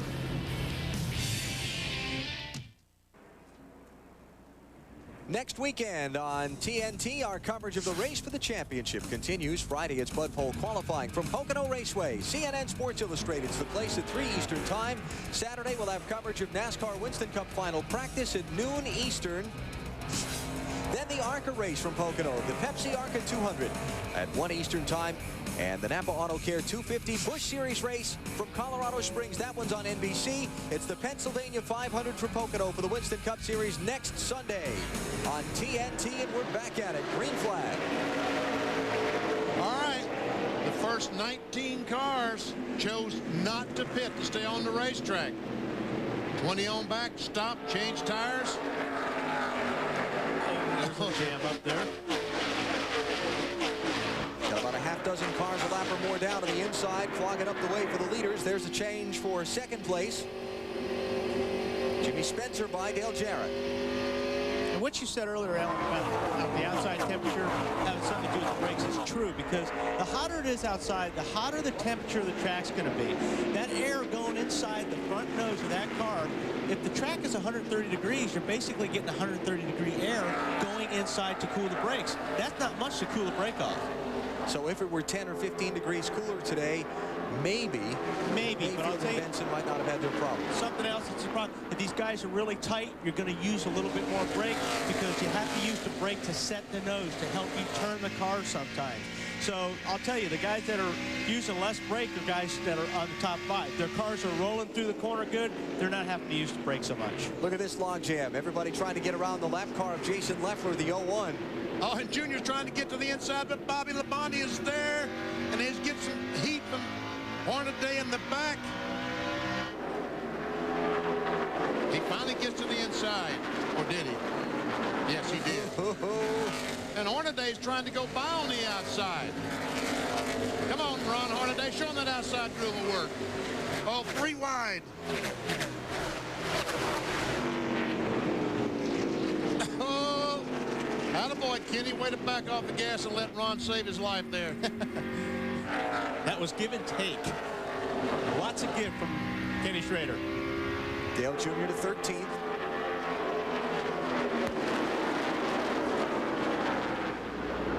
Another look at this log jam off of turn number 2. 29 card, Kevin Harvick. Never see some contact between Jason Leffler and 01 and the 8 of Dale Earnhardt Jr. 8 actually got contact in a left front by the 29. Wow, there's another close call. 8th place, John Andretti and Jeff Burton. Here comes Harvick, charging to the inside. Terry Labonte in the 5's a lap down. Bill Weber. Okay, back here at Tire Repair Central, Alan. This is the right front tire off of Jeremy Mayfield, the second right front tire. Obviously, they've come to an agreement down here that he blew the tire. They're not really sure why. They said eventually they'll find out. The Goodyear engineer working this pit speculates it might have been too much camber with an aggressive setup. This is the first right front tire off Jeremy Mayfield's car. Take a look at this. The wear pins are good tire wear. But every now and then you'll find a spot in a tire when it combines with a track that gets very hot where one little spot will blister. You can see this one did right here. Very unusual, except when track temperatures are very high. Track temperature right now, 129 degrees higher than when we started the race about an hour ago. Down pit road today. And we are with Jeremy Mayfield. Jeremy, they took a look at your tire. Some speculation about whether you guys might have had an aggressive camber setup. What's your and the team's assessment right now? I'm sure, you know, we ran in practice and everything looked good, and I never heard nothing after they changed the first set, so I assumed they were okay and just went in the corner and it didn't turn. You know, it could be anything. You know, it's could have run over something or whatever, but you know, I don't know what to say. You know, we had a bad year so far. Just got to keep digging and try to turn it around here. What do you think about the possibility of even excessive brake heat on this track? It could be, you know, but we, you know, like I said, our brake temps, everything yesterday looked good, and just I don't think it's brake temps, just something else seemed like. All right, and they'll look it over real good, find out what the problem was in the end, guys.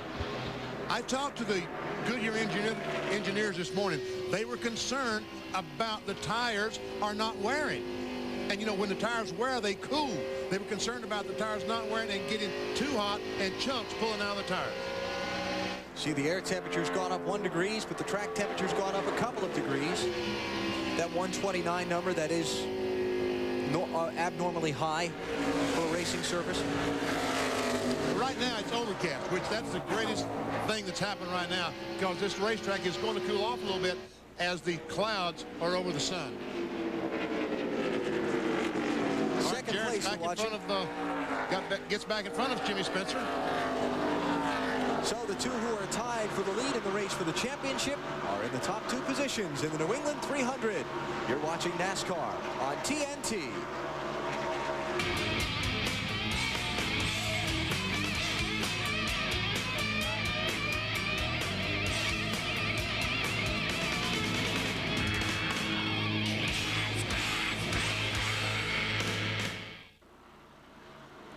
Log on now to NASCAR.com and check out the Conseco NASCAR Fantasy Challenge. Pick your own team of drivers and see how you match up against other fantasy teams. Log on today and you might just win the replica of the number 14 Conseco Winston Cup Pontiac. Third of the way into the New England 300. In our pre-race show, we showed you track conditions this morning. Yeah. that's what it looked like before the race. Now as these guys are running, they're looking for grip. They're running down below that yellow line. They're looking for some traction. They're not going high to find it. Now we're going to see what the track looks like right now. Look how dirty it is up there. See how everybody's running low. Look at the yellow line. It's black. What yellow line? There is no yellow line.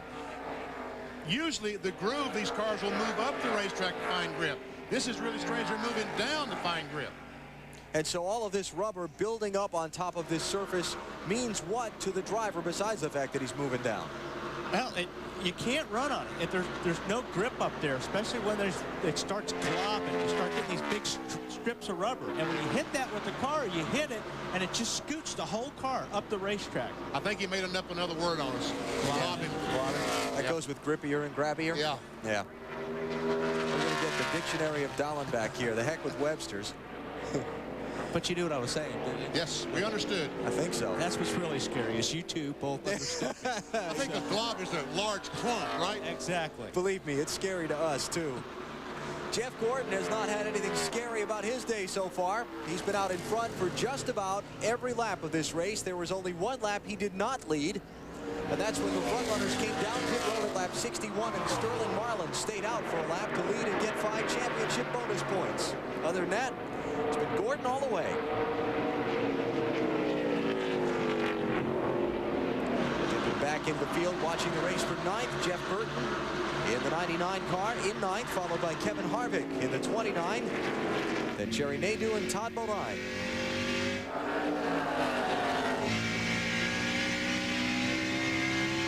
I thought Harvick was going to pass Nadeau. But he's being passed instead by Jerry Nadeau. And here we see Tony Stewart getting by Robbie Gordon, the 31 car. The 31 is a lap down. And Tony's in 5th position. And here's this battle between Nadeau and Harvick and Todd Bodine. Nadeau to 10th, and Harvick caught where you don't want to be. They're out there, no man's land there. Bobby Labonte joining this group. He started 35th today. He's about to get 12th. And Harvick just turned left after Todd Bodine got by. I think Bobby was pretty much a gentleman on that deal. Left the 29 in. Now he's blocking him. Block. And Junior's going to dive in there. Oh.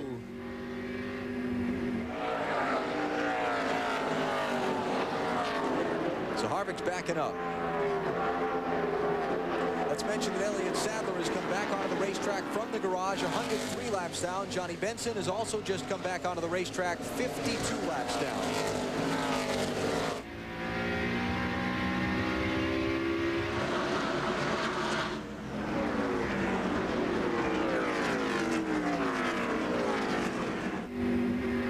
Now Harvick is tight right now. He's got his hands full of that car right in the center. Like we saw earlier, they haven't made that car a whole lot better yet. DJ is running down Jeff Gordon, getting closer and closer. Bill Weber? Benny, you always talk about the mental aspect of this sport, right? Yes. Yeah, whether it's points or how your car's running or the track you're going to, right? Yes. Okay, so Dale Jarrett comes here. He's got 6 top 7 finishes in the last 7 races. That's good, right? Yes. The only one that was bad was 18 in 1999. That's the year he won the championship. Yep. His best finish here was 2nd back in 96. So that's all building confidence, right? Yes. Okay, then you go to Martinsville earlier this year and you win. Well, this is a big Martinsville, right? Right, and guess which car he's in? Martinsville car. You got it, BP. All right. And the car's just a little bit loose. Todd Parrott on the last lap. Very smooth, good lap. Just hit your marks. Here comes the 88. Williams race chase. Jarrett closing in. If I remember correctly, which I don't remember much, but 28 car ran pretty good at Martinsville, didn't he? Yes, he did. And he is coming as well. You see the pace, the distance between the 2 cars remained about the same that time. Yeah, Jarrett kind of caught Elliott Sadler's car at a worse part of the racetrack than Jeff Gordon did. At an awkward spot, in other words.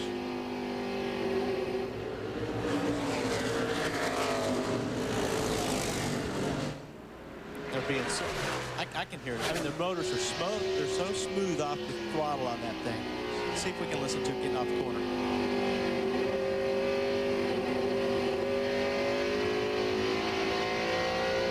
Eggshells. Very Thinking smooth. about them eggshells. On the brake. 30.05, same as the leader. 30.05, same speed as Jeff Gordon. Down below that yellow line. Let's check out speeds at the line. Look at that, over 127 miles per hour. And remember, these cars did not pit the last time. Speaking of which, they stopped at lap 60, 61. We're at lap 120 now, so we're about another 30 laps away from these guys having to pit if another caution doesn't come out. The race for the championship, the top three in points are in the top three positions in the New England 300. You're watching NASCAR on TNT.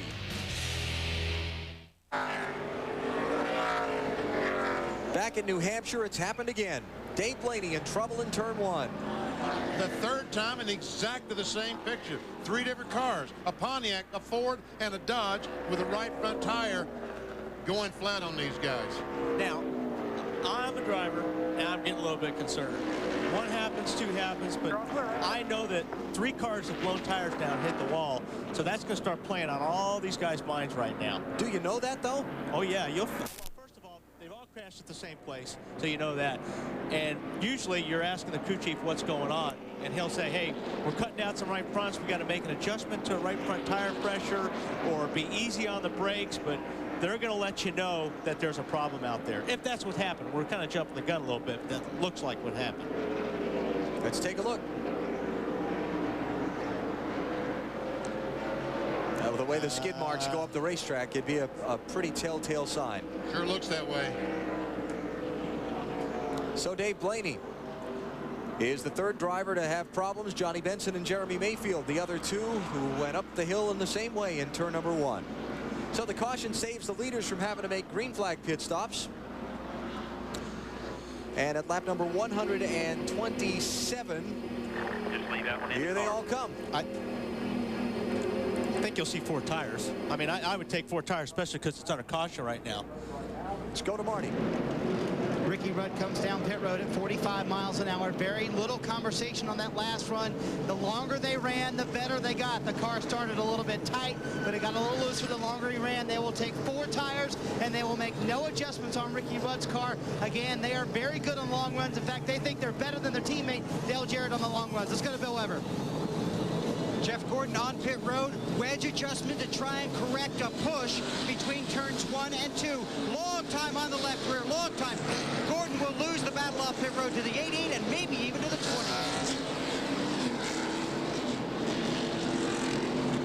Matt Yoakum has an update on Tony Stewart's stop. A good stop for Tony Stewart. It was a four-tire change. No chassis adjustments, just an air pressure adjustment in both left side tires. They went down a half a pound. Well, nobody's been able to pass Jeff Gordon on the racetrack so far, but Dale Jarrett's team just helped him around on pit road. Dale Earnhardt Jr. took on four tires. They reduced the air pressure in the rear to try to give him a little bit more grip.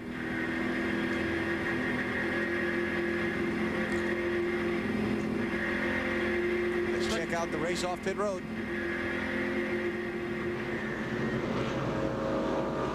Jarrett goes by. Now, who's going to win this race? Is it Rudd or is it Gordon? It looks like it is Ricky Rudd. Wow. Yep. Man, is That's that close. close. That looks like the finish of the race in Atlanta back in March with Harvick and Gordon, right? Under caution in the New England 300 on TNT.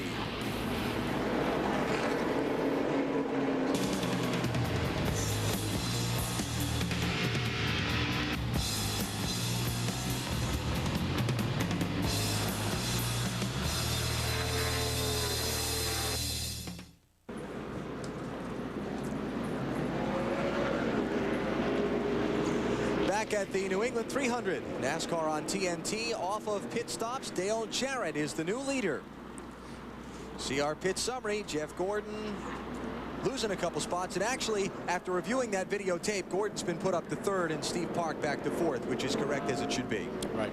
And you see Schrader here jumped up a bunch. Those guys made a 2-tire pit stop, Benny. So track position to them is going to be more important. I don't know. We'll see how that works out. Schrader came in 16th, came out 5th. Will it work? We'll find out here over these next 40 or 50 laps. Pace cars off for the first time all day. Dale Jarrett is the leader, and we go back racing. Go.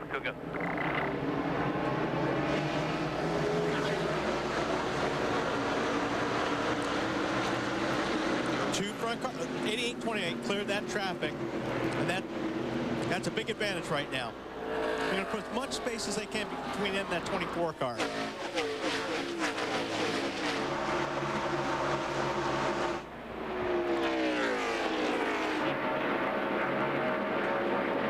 Here's Gordon looking under Jason Leffler in the 01.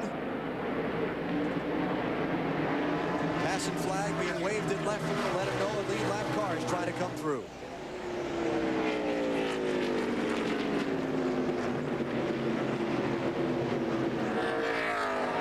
Passing flag's kind of a throwback to the days before drivers had radios in their helmets. With your spotters on the roof, you don't really look at that flag, do you? No, you know they're there as well. I mean, you've got one shot at least trying to get it back. But Wally, don't go there. Don't tell the NASCAR folks you don't look at that passing flag. They would be very angry if you didn't check out that passing flag occasionally. It's actually, it warns the driver there are faster cars behind you. You should be careful. We call it the passing flag or move over flag. Get out of the way flag. What do you mean don't let NASCAR hear? You got a spotter on the roof. He's talking to you on the radio. NASCAR wants you to do something on the track. They talk to the spotter to tell you. You see the flag, but it's always for somebody else. Oh, that's right. Exactly. For me. Why don't that guy get out of the way? Oh, it's me they're talking about. Here's Tony Stewart going to make it 3 deep on 2 lap cars.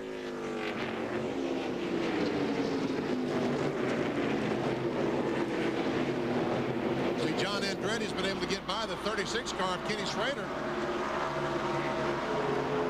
Stewart running in 5th. Jimmy Spencer in the 26 is 6th. And there's the man. Dale Jarrett, Ricky Rudd, Jeff Gordon. Jarrett's leading today is important for a couple of reasons. He collects 5 bonus points toward the championship for leading a lap, which Gordon had already done today. And Jarrett can't afford to give up any more bonus points to Jeff Gordon. Jeff has earned 100 points for leading laps or the most laps in races this year. Jarrett's only earned 50 of those points and Rudd 40. So the fact that Gordon is still tied for the championship can be completely accounted right now to that lap leader bonus points that he has doubled Jarrett on this year. Marty? And Alan, you're exactly right. With Ricky Rudd's team, that has been a focus. They'll say they're not counting points, but they count every point they get. You just mentioned that he is 60 points behind Jeff Gordon in bonus points.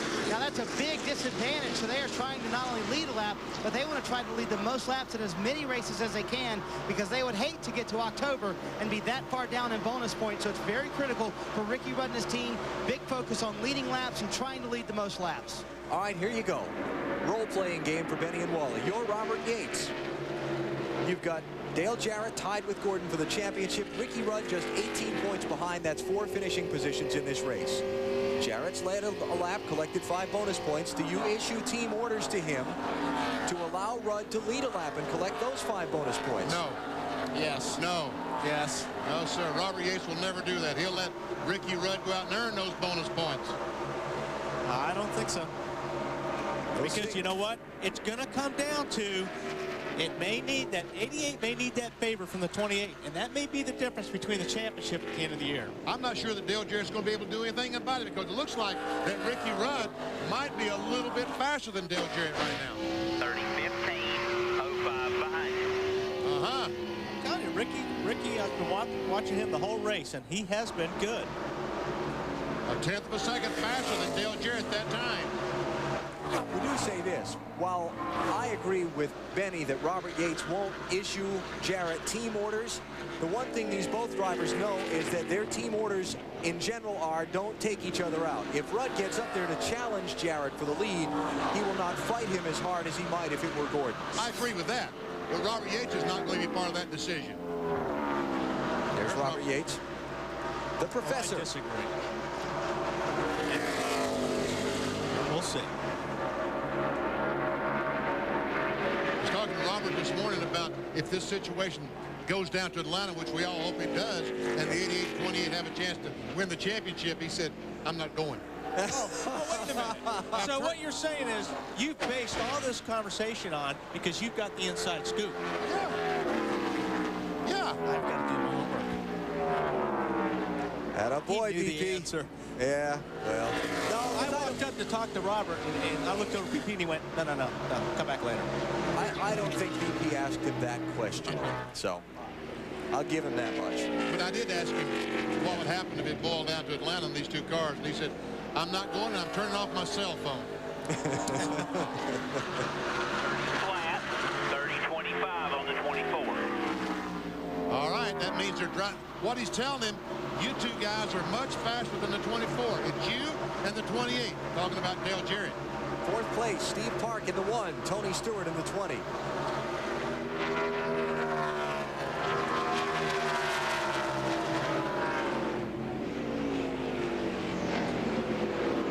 Stewart, remember, had that encounter with Ricky Craven in the opening laps that doesn't seem to have affected his car in any kind of a negative way. Now, Tony's car is very, very good. Just past the center and off. He's lower than anybody. That's good. And Park just desperately needs a good finish here this weekend. About the last 5 weeks have brutal. That one Park. car got sideways. And 20 car is going to take advantage of it. Had to check up a little bit to catch the back, and when he did, Tony Stewart just dove on the inside. Jimmy Spencer dove on the inside. And if Andretti can get there, he'll dive on the inside. Couldn't quite make it. Stewart to 5th, Spencer to 6th, Park back to 7th. Andretti chasing him. Best run we've seen John Andretti have in a little while. It's been a dismal season for John. Another look at Tony Stewart and Steve Park. Yeah, you got the, so like I said, the 20 cars down below. I mean, Park just lost it getting off, and Tony was there to take advantage of it. Nice catch by Good Steve. catch. So he gets the Glove Save and a Beauty Award so far. And here's Jimmy Spencer pressing Stewart for 4th. Now, you guys don't know anything about hockey, so the Glove Save and a Beauty Award doesn't mean anything to you. Dale Jarrett, Ricky Rudd, Jeff Gordon, they are the top 3 in the New England 300. You're watching NASCAR on TNT.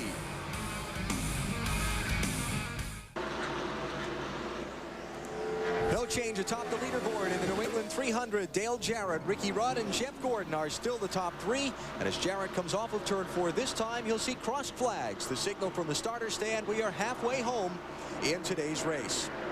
Our Pepsi race recap to show you what's happened in the first portion of the New England 300. Joe Nemechek and Elliott Sadler taken out in an early crash. This one just 5 laps into the race in turn 1. Big mess there.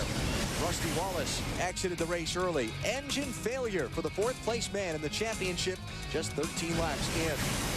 3 cars with similar problems. Right front tires going down and crashes in turn 1. That's Johnny Benson. A little while later, Jeremy Mayfield, same thing. And then the most recent caution, ditto for Dave Blaney. Hot day here in New England, and the excessive track temperature combined with brake heat that's normally a problem on this track anyway, causing some drivers to lose their right fronts in the corner. You see only 3 lead changes. Jeff Gordon led the first 126 laps, all but one of them. Sterling Marlin led for a lap under an exchange of pit stops. And then Dale Jarrett won the race off pit road on the most recent set of stops, and he is now pacing this field. And he's starting to put some distance on Ricky Rudd, but as he puts distance on Rudd, Jeff Gordon is starting to close in a little bit on Dale Jarrett. Rudd looked like he had a better car than Jarrett in maybe the first 20 laps of this green flag segment, but now Jarrett looks like he's moving back away. Marty, how about Ricky Rudd? Yeah, remember earlier we said Ricky Rudd was a little razzled at the beginning of the race with that radio problem. I'll say he's calmed down now. He really wants to get up to the lead, and he just radioed to his crew and joked. He said, it's like DJ doesn't want to share that bloomin' onion. I believe that's a reference to a commercial that somebody's famous voice is in. Anybody know who that is? I'll never tell. But it might cycle back through 2, 28.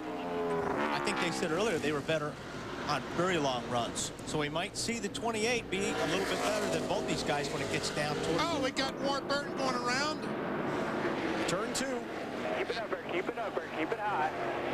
No call. Caution's out, guys. Caution's out. 29 got into the rear of us. Excess fuel in the exhaust pipes, trying to get the car refired. Too late. And he's too late. Lost a lap. No, he shouldn't have lost a lap. There we see the 29 car, Kevin Harvick, and we heard the spotter say the 29 got in the back of the 22, just touched him a little bit. Ward never could catch it. Around he goes. But luckily, he did not hit anything, and no one hit him. But he did lose a lap. And that's the worst news he could have. Take a look at it from Kevin Harvick's onboard camera.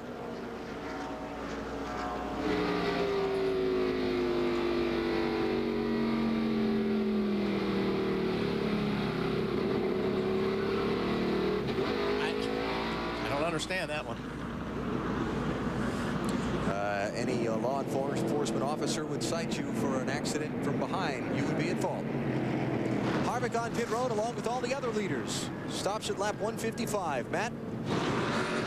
Kevin Harvick's car is already in. They are going around to the left side. This will be a 4-tire stop for Kevin Harvick. He came on the radio and said he did not mean to do it. He just all of a sudden stopped right in front of him.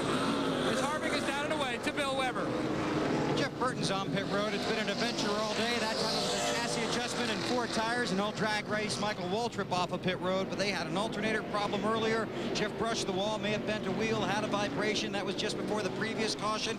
He is working harder than anybody and really doesn't have a lot to show for it yet. Okay, BP, chastise me. All the leaders did not pit. Some of the leaders pitted, but all the leaders did not pit. Top 5 stayed on the racetrack. We'll come back to New Hampshire next. These American. Getting ready for the restart in the New England 300. It's NASCAR on TNT. Dale Jarrett and the other of the top 14 runners all staying on track under this caution. Drivers in the back half of the lead lap group choosing to make pit stops. Jarrett, Rudd, and Gordon, top 3 in the championship race, or the top 3 in this race. You've got Tony Stewart 4th, Jimmy Spencer 5th, followed by John Andretti, Steve Park, Bobby Labonte, Mark Martin, and Ken Schrader.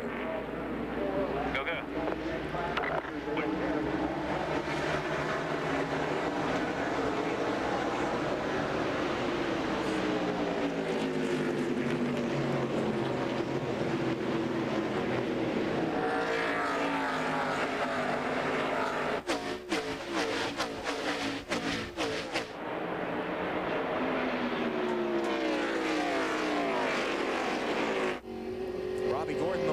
Slipping in between the top 2. Robbie Gordon's going to try as hard as he can to get that lap back. Robbie in 29th position, the first one a lap down, subbing for Mike Skinner. In Richard Childress's car. Oh, somehow Tony squeezed between those 2 cars, the cars of Jimmy Spencer and Ward Burton. Stewart in 4th, Spencer in 5th. Ward Burton is a lap down. After the spin a minute ago, he's in 31st position.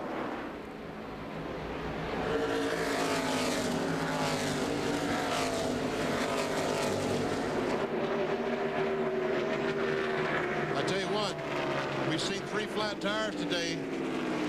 3 right front tires go flat. But I tell you, Goodyear must have one heck of a tire because the top 15 cars stayed on the racetrack, did not pit. I mean, these guys trying to go for championships, if there's any question, you know they'd come in and get fresh tires. But they all chose to stay on the racetrack for that track position. Let's get some updates from pit road, starting with Bill Weber.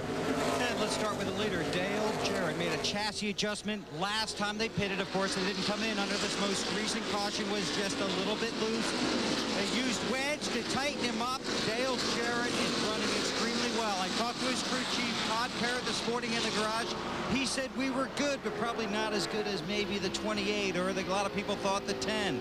But if you talked around the garage, a lot of people were watching for the 88, and he's exactly where they thought he'd be. Got a spin on the backstretch. It's Ron Hornaday in trouble into the infield grass inside turn 3. Caution's out. Looks like all the tires are up. Hornaday was running 18th on the lead lap. A lot of damage to the left front tire.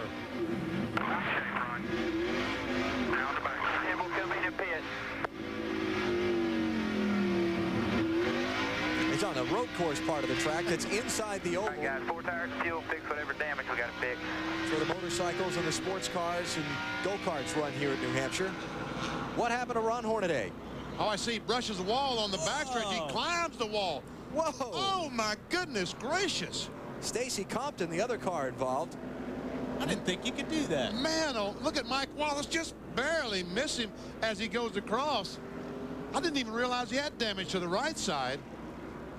He was close to getting over on his head.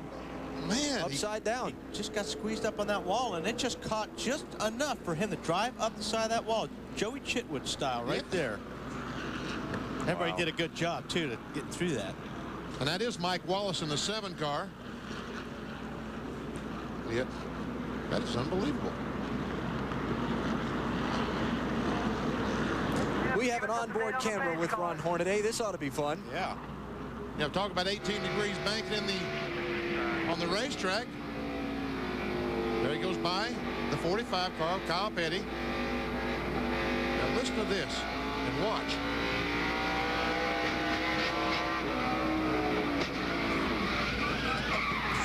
He never backed off. He was climbing the wall still. Hey guys, the caution's gonna be out. 92 wrote us up at fence. Nice play-by-play by the spotter. Wow. Ooh, Jeff Burton's look.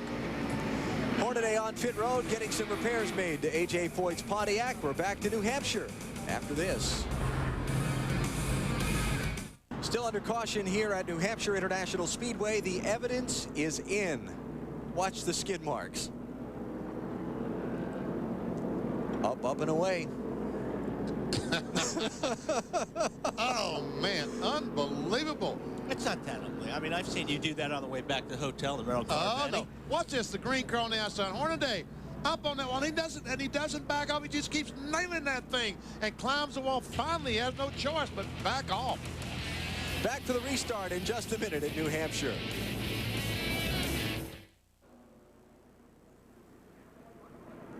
Getting the 1 to go signal. Restart a lap away in the New England 300 as NASCAR on TNT begins the second half of the season here at the New Hampshire International Speedway. Well, Jeff Burton has been kind of fighting his car throughout the day.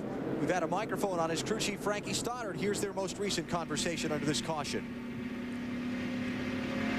Jeff, I'm sure you're sitting there thinking a little bit. I hope you are. I don't really have a whole lot of ideas on what more to do. We're up enough now. We could probably stand to come off the right front, you know, a little bit later on here, a pound.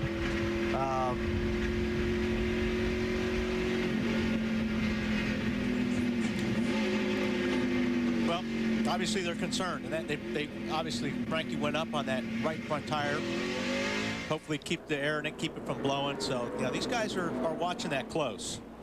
There's Frankie, New Hampshire native. Takes great pride in the fact that he and his driver, Jeff Burton, have won here 4 times at his home track. He's got a lot of family, a lot of friends here looking on. It's not going the way he was hoping for today. Jeff Burton back in 17th position. The great racing tradition. Everybody up for the green flag.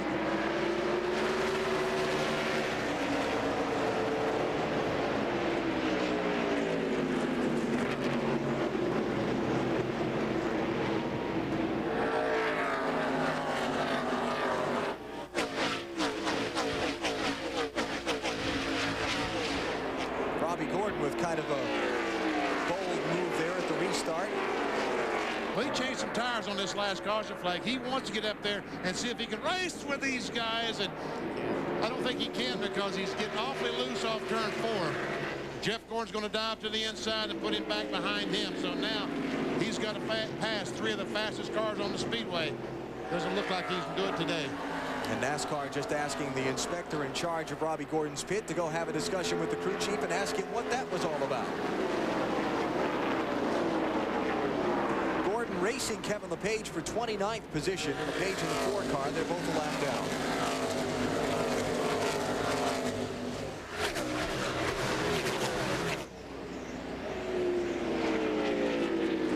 Tony Stewart trapped behind those 2. Tony in the 20 car, the orange machine, is the 4th place runner. Then the lap car of Ward Burton. Then Jimmy Spencer and John Andretti in 5th and 6th.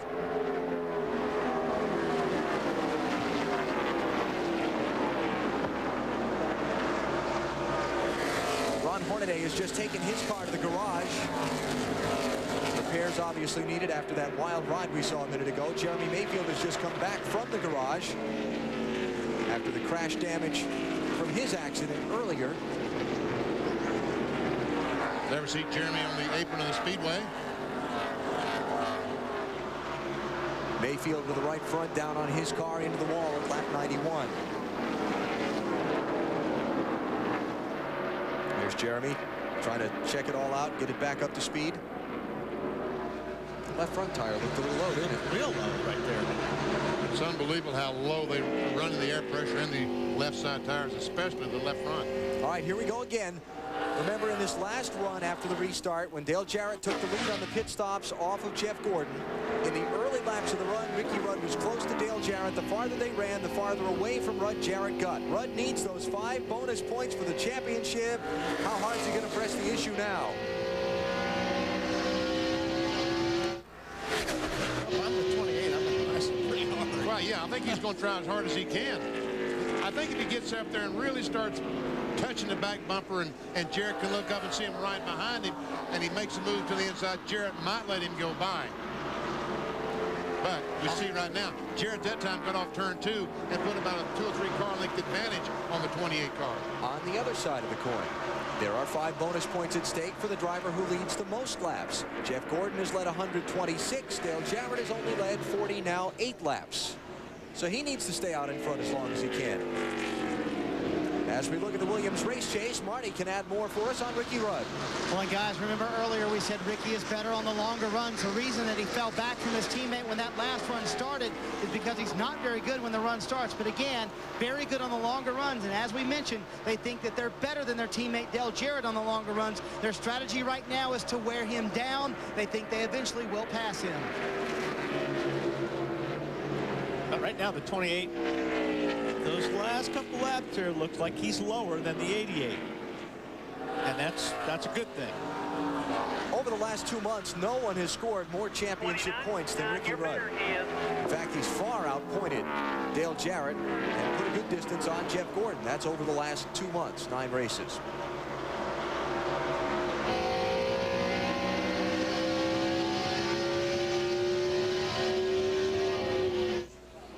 I tell you, these 2 cars are very, very equal today. I mean, Ricky Rudd may be faster, but it's only marginal. And at this racetrack right now with a groove right on the bottom of the Speedway, 30 flat, 12 behind you. It's going to be very difficult to get by Dale Jarrett unless he does move over and let him go. Had a little mixing it up going on just a moment ago. Let's take a look at this down in turn 1. Matt Kenseth into Sterling Marlin. Matt almost had all 4 tires underneath that yellow line trying to get out of Sterling. Sterling had no idea that was coming. No, not almost. He had all 4 tires under there. Sterling was in the right place. That was pretty bold. These cars back battling for the 20th position. And the battle scars on the side of Sterling Marlin's Dodge. And I'll guarantee you Sterling's not smiling right now inside that car. Probably wasn't too impressed with that move. There's Johnny Benson. A number of laps down after time in the garage area when he lost the right front and hit the turn 1 wall. Benson 37th spot. And he's 52 laps down.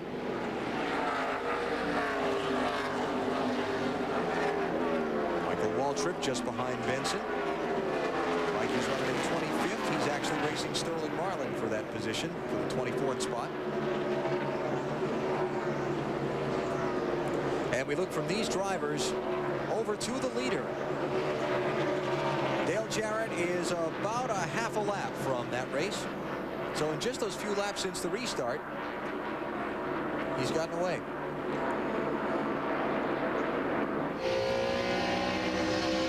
Jarrett, Rudd, Gordon, still the top 3 in the New England 300 at the New Hampshire International Speedway.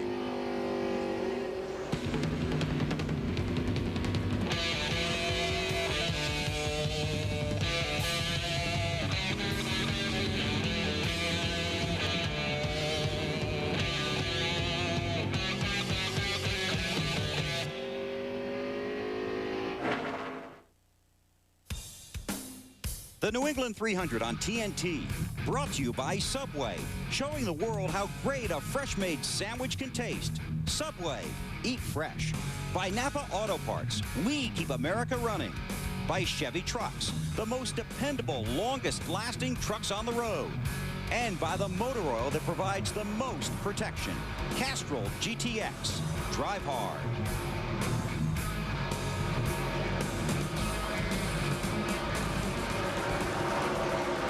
The New Hampshire International Speedway jammed full. Some 110,000 watching Dale Jarrett and Ricky Rudd, the Robert Gates Racing teammates, lead the way in the New England 300. They're both out in front of Jeff Gordon, the third-place runner, by 2.2 seconds. Dale Earnhardt Jr. running back in 19th position. He's just picked up a couple spots in the last few laps, and he had to use the horn to get through. Yeah, years behind Robert Presley. He goes in a little bit of a bump there and turns under him, and kind of looked like he's dead there off turn 2 a moment ago. Junior made a pit stop the last time a couple of times, raised the hood, put some water in the car. I guess he's running a little bit warm, trying to cool it off, but sure doesn't seem to be hurting the performance of the car.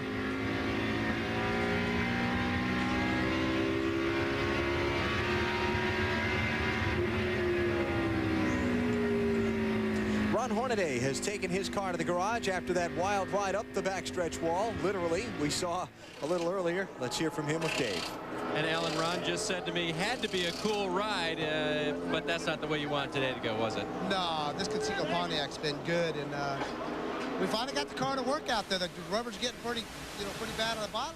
I'm gonna go up top and try to make it work, and we got a couple guys, and I just didn't know. I know it was getting slippery out there. I just don't know if Stacy's seen me out there or not, but unbelievable how this car climbed the wall. I just don't know if the walls leaned out or whatever, but I'm proud of these guys. Qualify that well. The car was running good. We had to free it up a little bit more, but this Conseco Pontiac, they're turning this thing around, and I hate to see this because we had a good race car, and we definitely need a good run, but at least we're getting good race cars the last couple of weeks, and we're having fun. David Evans giving us a good motor, and all them guys back in the shop are working hard, so we'll go out there and get some more laps. Hopefully it don't get slick too much, but we'll get that thing working on the outside and make sure who we're racing against. And we can confirm for Ron that Stacy did not see him out there. His pit came over, and they said they called clear 14, and Stacy thought they said clear outside. But actually, they thought they said outside clear, and he said outside 14. You know what I meant. No, that probably is why he was confused.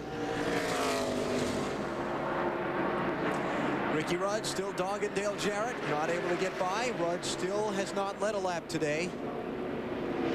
Jarrett and Jeff Gordon have. This is a pretty hot race for position.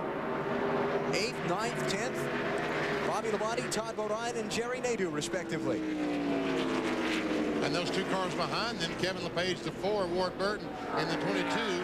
They're racing for the 29th position.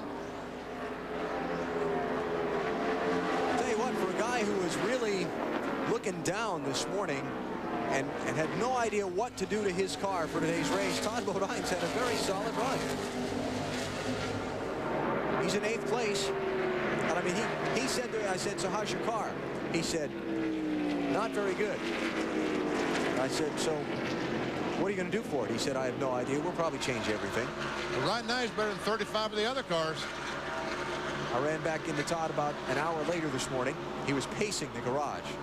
I said, what's the matter? He said, nervous energy. I hope we did the right things. I hope we did the right things. It's not bad. I was just going to say that, and that's the unexpected. You have no idea what your car is going to do the first time you go out. You've changed springs and bars and shocks, just trying to make it better. So that anticipation of what is this thing going to do? And they obviously made the right moves. And boy, it's a lot of fun when you can do that. You can change that much stuff on the car and have a result like that. Todd threw a good old New England clam bake for his team here Saturday after final practice. Lobsters, steamers, the whole thing. Dale Jarrett leads the New England 300. We've got pit stops coming up for the leaders shortly. Could be crucial final pit stops. We're back to cover them in a minute. Our checkup on the Coca-Cola Racing family and the old family reunion's been a pretty good time today. Drivers' positions in the race right now: 1st, 2nd, 4th, 6th, and 7th. Not bad. 9th, Bobby Labonte. 11th, Bill Elliott. The worst of them's in 25th. It's pretty good. Kyle Petty, 19th spot. We saw Kyle slow on the racetrack a little earlier.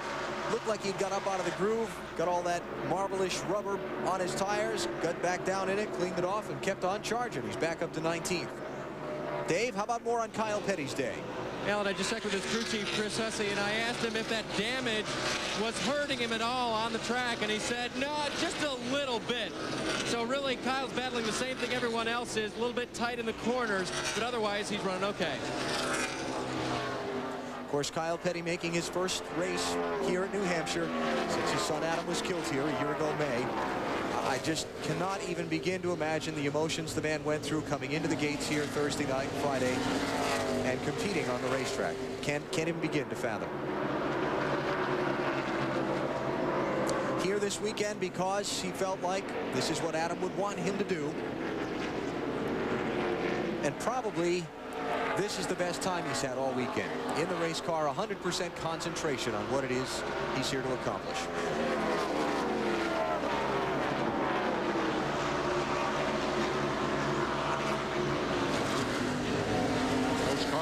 Kyle, Mike Wallace, 11 car Brett Bodine, all those cars are racing for position. That's 19th, 20th, and 21st.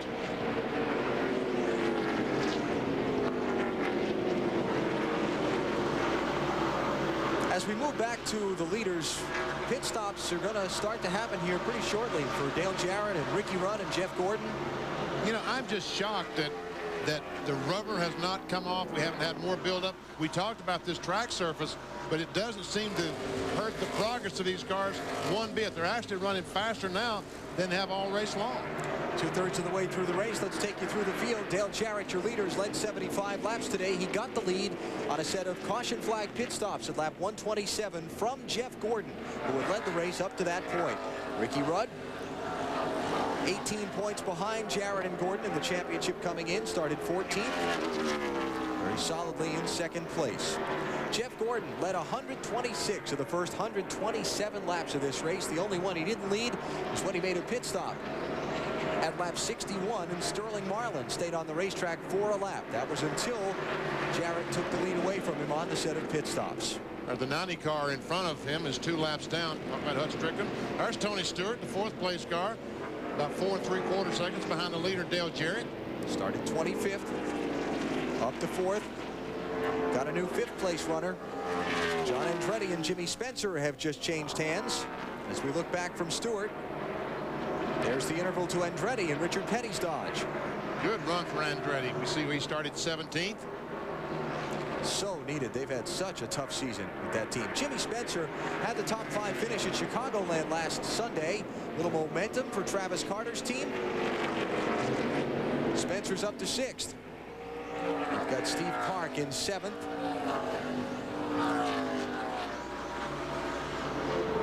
Park qualified in 5th. Solid day, not spectacular for Park. He hasn't really gotten up there and raced for the lead at all today.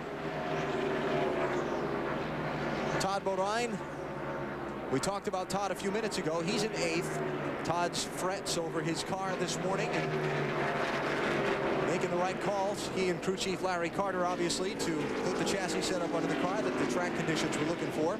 Behind Todd, you've got Bobby Labonte, kind of quietly up in the 9th spot. Bobby started in 35th. Just picked them off one at a time.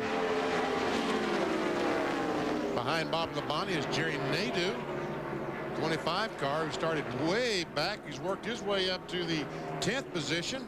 38th spot is where Nadeau started. His team took 2 tires on one of their pit stops to get track position. Bill Elliott up to 11th.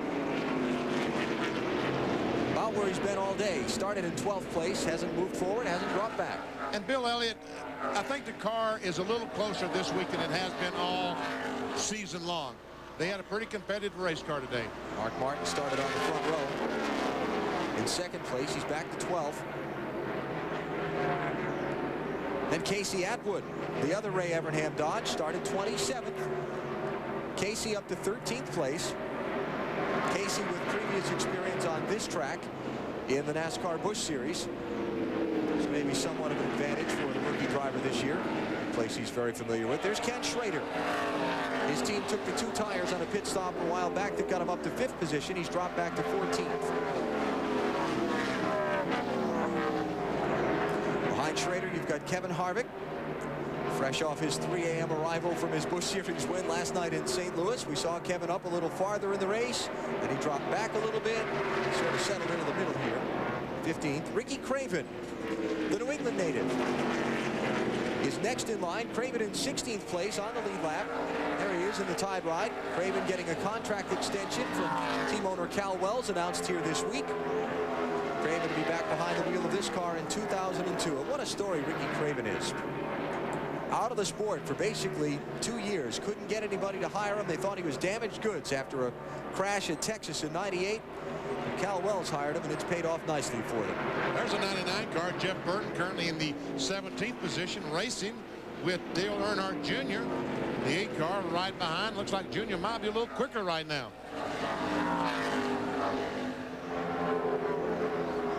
Junior in 18th place. The 19th place car is Mike Wallace. And there's a soap opera for you. What is it? As sand passes through the hourglass, these are the days of our lives. What a soap opera this has been for Mike and this entire team. He's in the car, out of the car, back in the car, out of the car. Now he's back in it again. And the owner, Jimmy Smith, insists he will be in this 7 car for the remainder of the year. Lead lap for Mike in 19th place. The racing soap opera we call As the Wheel Turns. You like that? Yeah, that's pretty good. Oh, okay. You didn't like it. You're just trying to humor me. It's Brett Bohine in 20th place. Also on the lead lap. Here come the first of the pit stops. John Andretti gives up 5th place. Marty? Alan, first of the leaders. Actually, Greg Stedman, the crew chief, just radioed to John. He said, how does the fuel pressure look? He said, it looks a little low. He said, well, come this time, the car is a little bit tight. They will make a 4-tire stop. They made an air pressure adjustment in an attempt to loosen him up, but the car is very good for John, and they're very consistent today. They've been in the 5th spot for a long time, and I'm not sure they got all the lug nuts on the left front tight. As you saw the guy fall down as they left pit road. Wow, 13.6. Great stop if they got all those lug nuts tight. If not, he's going to be coming back in.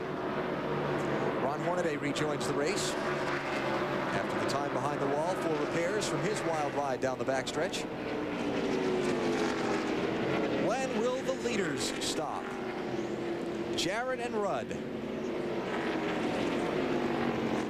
Let's go back and take a look at that last pit stop a minute ago for John Andretti. Watch the left front. He's tightening those lug nuts. He's chasing with that air wrench. But man, that car's going faster than he could on his knees. And he's laughing the whole time. Dave? Ken Schrader is in, and those left side tires have about 160 laps on them. He finally gets a 4-tire stop. They make a chassis adjustment, and Ken Schrader leaves pit road. Let's go to Matt Yoakum. Dave, Tony Stewart eases into his pit box. He was complaining about his car was very good on long runs, but still a touch tight in the center of the corner. They're going to make an air pressure adjustment on the left side tires. They're going to work on the left side tires. But he said his car was still very good as Jeff Patterson, the gas man, pulls the can away, and Tony's down and away. Lead change on the racetrack. Ricky Rudd gets by Dale Jarrett in traffic, as you saw. Now the 3rd place car is in. Here's Jeff Gordon in front of Bill Weber. 4 tires in a racetrack for 1 round. And that's Robbie Loomis talking to his driver. He's going to have to watch out for the 9 of Elliott. His car is tight, so they'll give him 4 tires and make the track bar adjustment. Gordon has been fighting a tight handling condition since he went out on the track after his last stop. He isn't able to get the turns in the corners of the racetrack. Also, watch for this car to get better the longer he goes. That's been a key to their success here in earlier runs. Marty. And Ricky Rudd comes in. He's actually leading his teammate Dale Jarrett down pit road. The car actually a little bit tighter on that last run.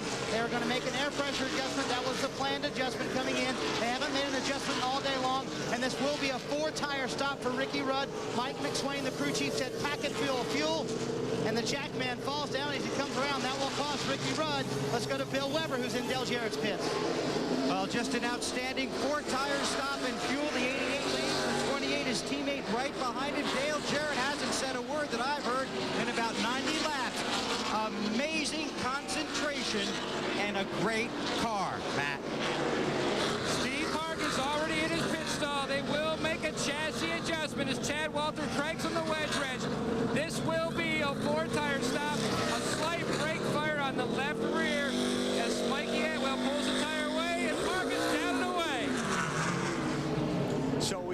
just seen a huge turning point in this race when Ricky Rudd's Jackman fell down coming around the car. It allowed Dale Jarrett to reclaim the lead on the pit stops. Both Jarrett and Rudd got out ahead of Jeff Gordon to keep him behind them in third. And that was maybe a second or a second and a half mistake, and that's probably what it is on the racetrack. Right now, Casey Atwood is the leader. Let's go take another look at that Ricky Rudd pit stop. There we see the Jackman bend the car down. That's John Bryan comes around, and right there, see, it's wet on pit road. He slipped, and that just killed the pit stop. A couple of seconds, and that's how far he's behind Dale Jarrett on the speedway. Wow. You can see he's mad at himself. He's mad at himself. That's too bad. That's what these guys live for right there, though. That's right. They live for that moment when they can make a difference. Not the difference he wanted to make, but... So Rudd is out behind Jarrett. Again, Casey Atwood is the leader because he's not yet come onto pit road. It's the first laps Casey's ever led in a NASCAR Winston Cup race. You've got Kevin Harvick second, Ricky Craven third, Jeff Burton fourth, and Dale Earnhardt Jr. in fifth. Also got Rick Mast, Robert Presley, Brett Bodine, Matt Kenseth, Sterling Marlin, and Bobby Hamilton, who have not yet made pit stops.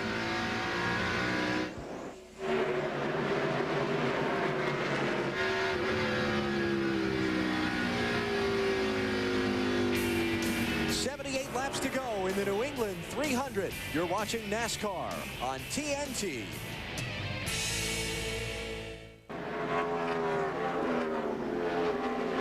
Casey Atwood leads the New England 300 NASCAR on TNT from the New Hampshire International Speedway. Upcoming next weekend, it's off to Pocono Raceway in Pennsylvania for Bud Pole qualifying on CNN Sports Illustrated Friday. Final practice and the ARCA Pepsi 200 from Pocono on Saturday, both on TNT. The NASCAR Busch Series is at Pikes Peak Raceway in Colorado Springs. You'll see that one on NBC next Saturday afternoon. And then next Sunday, it's the Pennsylvania 500, 12:30 Eastern Time. Our pre-race coverage begins here on TNT. Got some leaders out of sequence with Jarrett and Rudd and Gordon, and thought we might see a caution flag a minute ago, but it has not happened. Watch this. Ricky Craven off of turn number 2 ran into some problems. We look ahead from Jeff Burton's car. Hey, Ricky's just getting off the corner here. Watch the smoke. Boom. Blew a motor. Jeff Burton did a real good job not falling inside that car with him. The 32 broke and he put oil. That was Jeff Burton telling his pit crew that the 32 car, Ricky Craven, broke and put oil on the speedway. Which I would say if I hadn't pitted yet. Yes. And Burton is running in third and has not yet pitted. Marty, how about an update? Well, they were scurrying down here in the Tide pits, Alan, and they now think it is indeed an expired engine. It actually had fuel in it, but it had no fuel pressure, so they thought it was a fuel pump. And again, this is a Robert Gates engine. They thought it was a fuel pump, but then they thought it might be a camshaft, and evidently it is a camshaft problem. They will go behind the wall and be done for the day. Casey Atwood stopped at lap 155. Jarrett and Rudd on their previous stops had stopped at 127.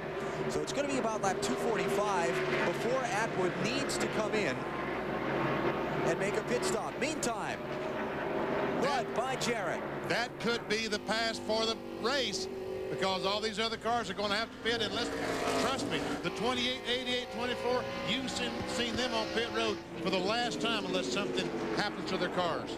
And look who's closing in. Gordon and Spencer. Now that pass was actually for 10th position right now. But you got all these cars who, along with Casey Atwood, are on a different pit stop schedule. And I can't see any way this is going to play to their advantage at all, Atwood and the rest of them. Gordon and Jarrett and Rudd have got fuel on board to go to the finish. If a caution comes out, they don't have to stop. Atwood and the rest do. I just can't see any way that circumstances would play to their advantage. Hello. Look at this. Jarrett sounded like he had to really feather the gas off the corner. Championship race. Gordon and Jarrett, having led most of this race, Jarrett's car looking like it's going sour at the worst possible moment for him. It certainly isn't as good now as it was before the pit stop. Oh, and Gordon is there trying to look on the inside. And here comes Spencer, going to join the hunt. Come on, gang, let me play. Just take him 3 wide, Jimmy. Ah, come on. Caution. Caution is coming out onto the racetrack. We have a car spun around in turn 4. It's Kevin LePage. Oh, yikes. The leader just, and the 26 car of Spencer has been able to get by Jarrett before they got back to the line. But remember, those aren't the leaders, so it doesn't matter. I'm sorry, I was thinking you were talking about LePage. Got distracted. What's going on here? And what? Bill Elliott? Into some oil, maybe? Maybe there's some oil or something down there.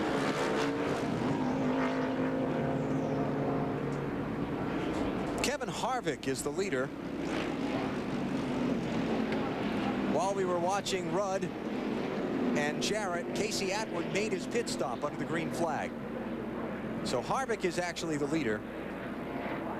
And mass mayhem is broken out here in New Hampshire. Yeah. We got a race for 10th over here that's going to be a race for the lead, but the leader's already pitted, and now somebody else is in the lead. Okay. Pit road's open. Now the 43's coming back down. He's probably got nothing to lose by taking fresh tires. He wasn't going to have a shot at winning from where he was. Marty? Alan, that's pretty much the thought. They're going to take 4 tires and make an air pressure adjustment here. That was the thought. They don't really have much to lose here by taking 4 tires. And those other guys are going to be on old tires, so kind of why not? Let's go to Dave Burns. Marty, Dale Earnhardt Jr. was trying to figure out what he wanted done to the car because of all the stuff on the track and the sealer problem. He really couldn't tell him until the last minute, so if they made any adjustments at all, it was just a slight air pressure adjustment. His water temperatures are fine. Matt? Kevin Harvick last pitted on lap 155. He's down and away. This stop, he took on only 4 tires. No adjustments for Kevin Harvick to Bill Weber. 4 tires, a pound in the rear for Jeff Burton. He had to watch incredible traffic coming down pit road, but was able to get into his stall without contact. Little log jam there at the stop and go paddle. You know, I had to avoid the wreck. Hey, it's okay, man. You're fine, okay? There's Mark Martin in. Now we're hearing conflicting information. Now, all of those cars that just came down pit road, NASCAR is saying came in before pit road was open. Oh, my goodness. That's not... All of them. Oh, my goodness. Penalty for that is you start at the tail end of the longest line. How do you do that? When you got 15 of them. Yeah. Now the pit road is open now.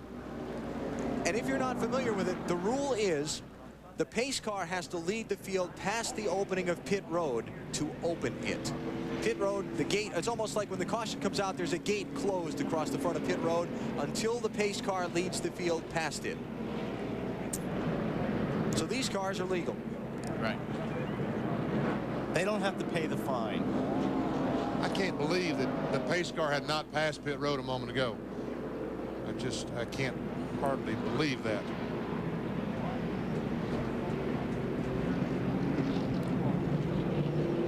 But if the flag is up, pace car, no pace car. I mean, if that flag is up and there's a cross on it, you cannot come down pit lane. So, I mean, the flag is the determining factor. Right. Not whether the pace car goes by. Right. There's something going on with John Andretti also. He's going to be held for 1 lap. And I need to check out what that is with John Andretti. He's they're calling John back to pit road to hold him for 1 lap. Also, Bobby Hamilton, Michael Waltrip, Ward Burton, Robbie Gordon, excuse me, and Jerry Nadeau are the cars that are going to have to go to the end of the longest line for pitting before pit road was open.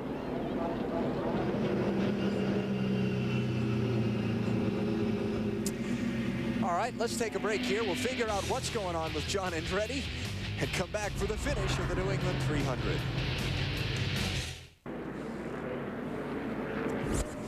Back at the New England 300. NASCAR on TNT from New Hampshire International Speedway, where John Andretti's team is not very happy right now. They have been held 1 lap by NASCAR for running the stop-and-go paddle at the end of pit road. Now, by way of explanation, there is a mark on the outside wall on the front straightaway. When the pace car gets to that mark, the official at the head end of pit road has basically a paddle. On one side of it says stop, the other side says go. When the pace car leads the field to that mark, he turns the paddle to stop. Marty, go ahead. You can pick this story up and run from there. Well, let's see if we can solve this dilemma. Let's talk to Greg Stedman real quick and try and find out what's going on. These guys have had a great run all day long. Greg, can you figure out what happened? No, we had to come in for fuel there. We weren't going to make it to the end. And evidently they hadn't opened pit road. We were on pit road. We beat the pace car out, but they said we didn't beat the paddle, so they're going to hold us a lap right now. And that was a lap penalty. Obviously very upset, having many conversations with NASCAR officials trying to get a correct explanation, but they did serve the penalty. 1 lap for John Andretti, who had a great run going today. When the caution comes out, the stop-and-go paddle goes into effect. When they put the stop paddle up, they hold it there till the whole field has gone by. Then they turn it to go. John ran the stop-and-go paddle. Oh, Jeff Gordon got a tough break. Is that Spencer on the inside of him? Yes, it is. Trying to take that second spot away as Gordon was hung up behind the 36. Spencer now tries to get on the outside of the 36. And Schrader's trying to get out of the way, I think. Schrader's the first car a lap down in 21st.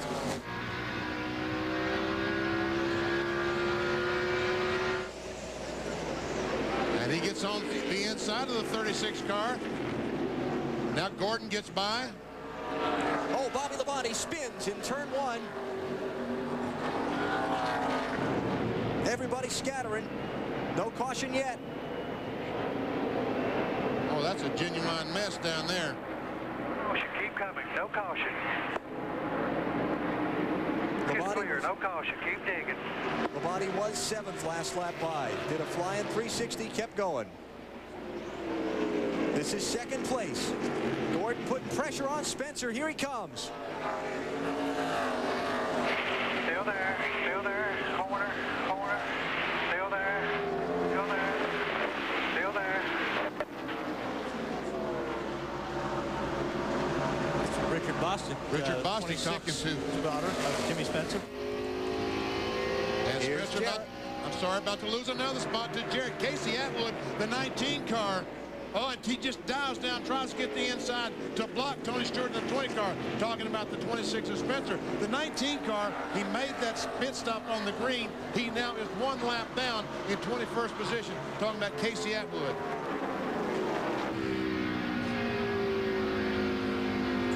And all this jockeying around for 2nd has allowed Rudd to get away. Let's go back and take a look at what happened up in turn 1 a minute ago. Man, he just nails the gas. I guess that's Bobby Labonte in the middle of all that smoke. He nails it to do a 360 and just renders the racetrack blind. Oh, this ought to be fun looking. Still there. Oh, there you go. Yep. Now, come on down. Come on down. Clear, clear. Dale Jarrett coming back. Just got a spot from Jimmy Spencer.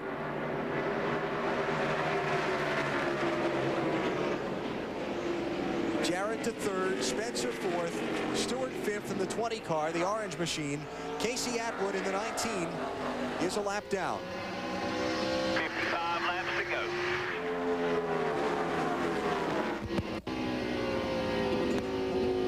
That was Todd Parrott kind of telling his driver, look, if you got anything, now's the time to show it because this race is running out. Time is running out.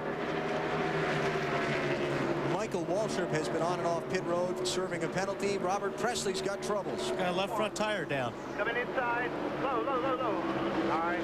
Which is probably maybe from contact earlier with somebody. That's usually what happens when the left front blows. Now it's really going to start tearing stuff up when it starts coming apart.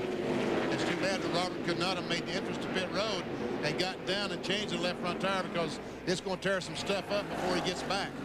He was on the lead lap in the top 20. And it's making a mess out of that race. To the bottom, you're clear to the bottom. Gas, no gas. Oh, no gas, pick up the car, John. No gas. Get back, no gas, pick up the car. That's Ryan in there. Then you got to pick the car because it's going to be very low with that flat tire, and don't put any gas in the car. Caution's out. Debris from Robert Presley's car. He needs to go right on to. Oh, that may be a speeding penalty. Doesn't matter. He had to beat the leader to the end of pit road. Remember the Pocono race in June when Rusty Wallace got caught a lap down? Robert had to go and beat the leader to that mark on the outside wall before that stop. That go paddle turned to stop. At least the tire isn't rolling now, so it's not tearing anything up. Unfortunately, I don't know if they'll be able to get the tire off because the tire itself is kind of wrapped around this. Left side tires only. Do not speed, 4,800, 4,800. All right, pit road's going to be open this time. The pace car is in front of the field. As Robert comes in, they're going to have to hurry to beat that stop-and-go paddle. It wasn't open for Robert. Yeah, but it is for the leaders. It will be for the leaders, any of them that choose to pit. Oh, it's going to be close. And if he's smart, he'll speed down pit road again just to make sure that he beats the pace car to that mark. See, look on the left side wall. It's a little bit flush to pick it up. There's a mark on the outside wall. When the pace car gets to that, see the paddle? He just turned it over, the man on the right there. If you're on pit road, now you have to wait for the whole field to go by. 51 to go here at New Hampshire.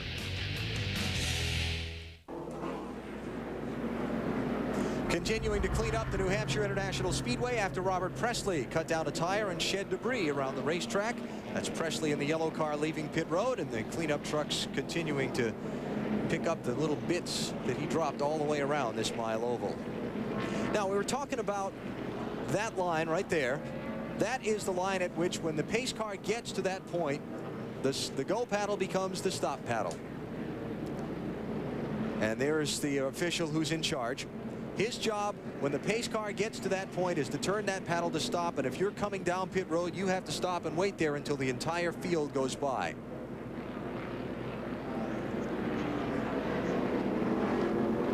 Whenever the caution comes out, especially when leaders are on different pit stop schedules from each other, it causes confusion even for the crew chiefs. Let's listen to Frank Stoddard.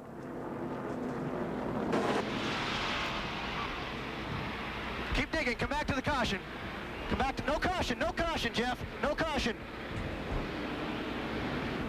That's Brian Dehart, the NASCAR Listen, official. when the caution came out, there was 5 cars that had everybody a lap down. When we pitted, those cars in front of us should be tailing the lead lap, not the lead lap.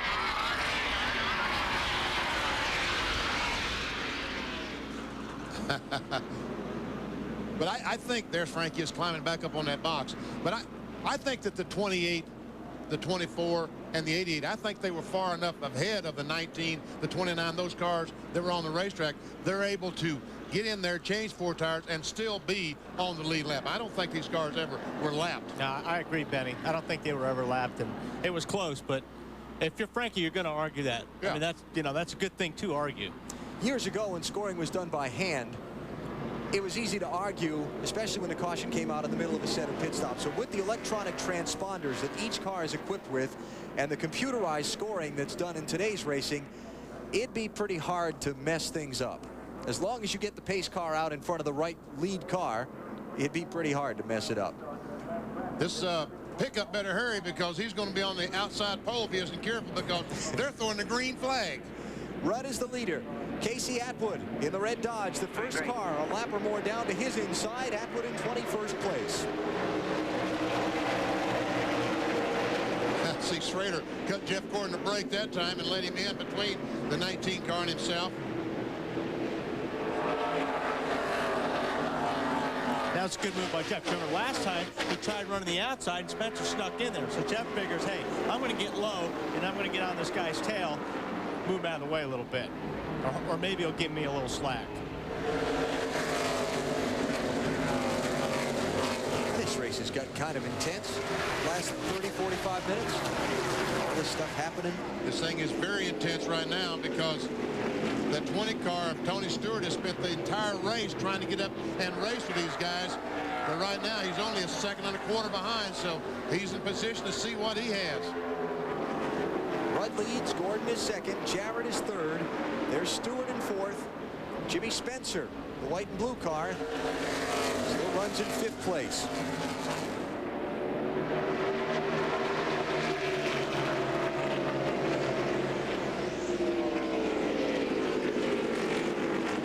There's Spencer.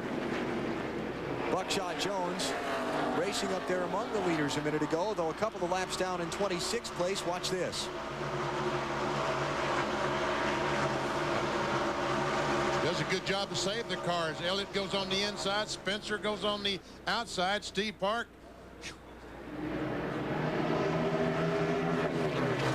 That move over flag, we call that blue flag, was for Casey Atwood, the 19 car. He's not paying attention to it either. No. I mean, you know, he's trying to get a lap back, and they're waving that flag. It's like, come on, man. I'm trying to get my lap back. And at this point, I think that Casey Atwood is doing the right thing, and because he does have a very fast car. This Dodge is very good today. Stay up there. The caution flag comes out. He may be able to get that lap back, but this gets about 15, 20 laps to go. Then is when he should move over, let Gordon and Jarrett and Tony Stewart see what they can do with Ricky Rudd. Or if the 24 was really pressuring him right now, I think he would let those guys race. But right now, he's holding his own pretty well. See Gordon and Rudd and their real-time speeds imposed on the screen, and Jarrett, the third place runner.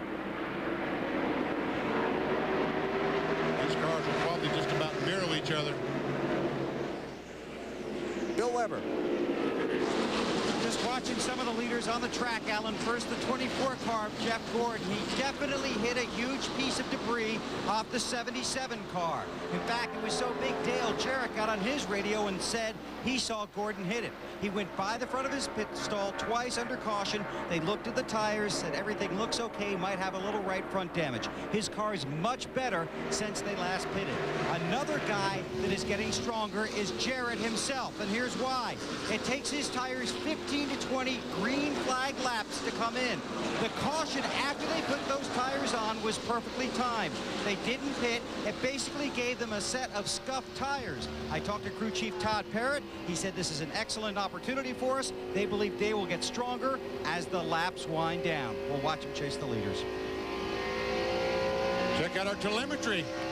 40 to go. Get up on that wheelbase. 40 to go. On board with Dale Jarrett. Todd Parrott been a cheerleader up on top of that wheel. Let's drive that baby on. Get under him right there. Get under him. No, can't quite make it. Second and third. And while they're racing, Ricky Rudd's getting away.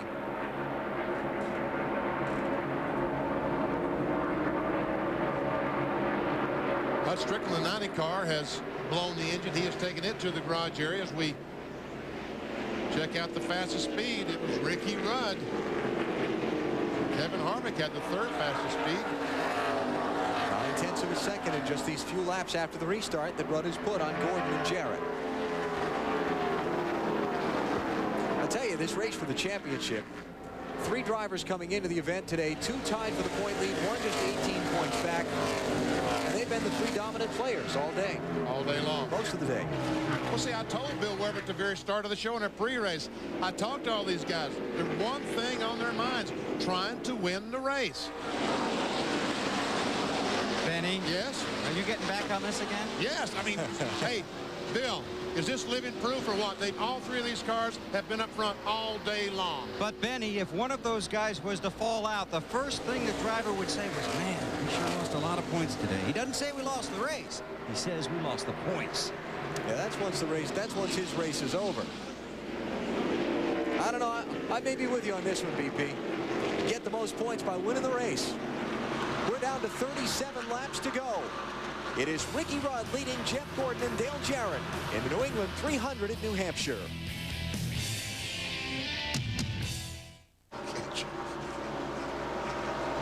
Down to the final 33 laps in the New England 300 at New Hampshire International Speedway. Our storylines on the day, the race for the championship. It's been a great one. Gordon, Jarrett, and Rudd occupying the top 3 spots in the event. Kyle Petty's return to New Hampshire. Kyle is in 28th position. He's 1 lap down to the race leader. Temperatures. Been a steamy day for northern New England. How has that affected the race? How have they affected the track surface? Only one car is overheated, and that was the 8 car of Dale Earnhardt Jr., so it looks like the temperature has not been an issue. Except for the 3 cars that had the tire problems early that we suspected were from brake heat, right? Yep, that's what we thought. Here's the track earlier before the race started. This is actually from the truck race and the Busch North race. We can see that that's just small bits of rubber on the racetrack. And now, see that area right there, guys? That's a lot of buildup. That's a lot of that rubber that's being stuck in that racetrack. That's difficult. Some of them are straddling it. Some of them are going high, low. But when you hit that, it's awfully slippery. All up there, that's the rubber buildup as well. So the cars need to be under that, or as you said, straddling that. But the sealer and the track surface themselves have been fine. Yes. It's just been that rubber that's been sticking to it all day, making things a little slippery for some of the drivers. Ricky Rudd, the race leader. There's the lap car of Casey Atwood, then Jeff Gordon and Dale Jarrett. And look who's coming to join the party, Tony Stewart.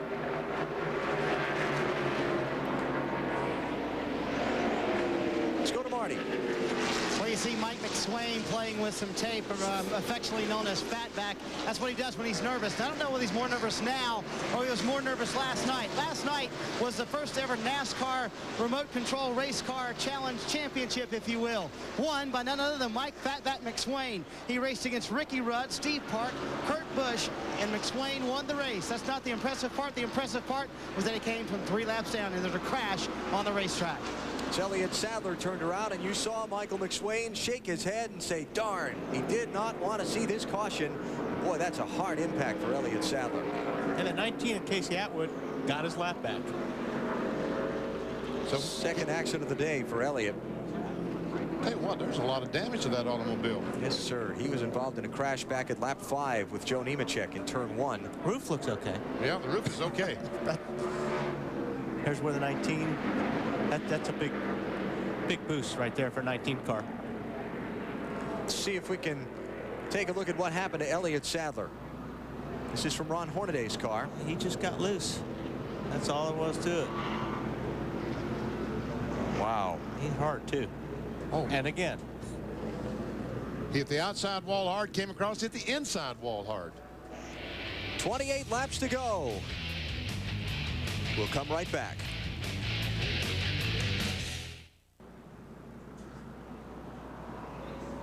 Elliott Sadler involved in a hard crash here at New Hampshire International Speedway, somewhat gingerly getting out of his battered Ford. You remember I was talking earlier about, see what as it's happening here. He just lost it, but you know, he's out there, he's 100 laps down, and he's out there running a car that's been wrecked once, and he's still running halfway fast. And you take a lick like that with less, I think, less protection because you got less metal around you to cushion that blow. It's just no fun. That's driver's side too. That's driver's side. That's right. And it just goes to show you that when you're the team and your car's been in an accident, you're trying to make those repairs to get it back out and rejoin the race. You've got to make sure everything's buttoned up because it can happen again. Right. The driver needs all that protection he can get. Cleanup continues, 25 laps to go. We'll come back to New Hampshire in a moment. Ricky Rudd leads the New England 300.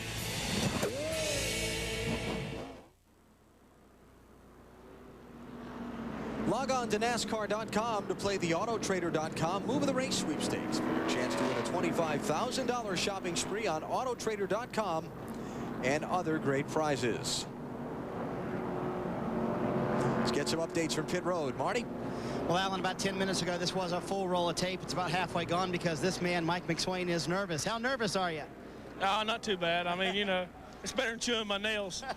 It's time to get nervous now where we're running right now. Car pretty good? Yeah, car's real good. Really didn't need this caution, but, you know, I think we'll be okay. We have been good on restarts, and Ricky's been doing good. I think we can get back out there and go on. All right, let's go back upstairs to Alan. All right, BP. There you go. Oh, there you go. Yes, sir. You just can't color between the lines. No, I sure just can't do it. All right, lights are out atop this pace car. All right, driver, 21 laps to go. Your Ricky Rudd. Restart's yours. Well, you got one of the best behind you, so you're going to have to try to keep that 9 car in between you and him getting down into turn 1. Yeah, as much as you can. The whole race hinges on him beating the 9 car into turn 1. Right. Yep. Bill? Exactly right. Just watch Gordon, because when he was behind the 19 before the caution, he was very tight. He was already a little bit tight. Behind the 19, it made him even tighter. They tried to get the 19 to move out of the way. The 19 would not move, so this is Gordon's big chance. Let's watch.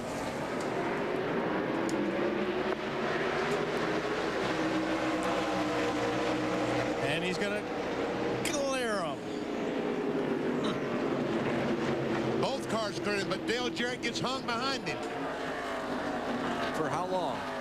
Not long. Bill Elliott, 22nd position. First car a lap down. Jarrett's by.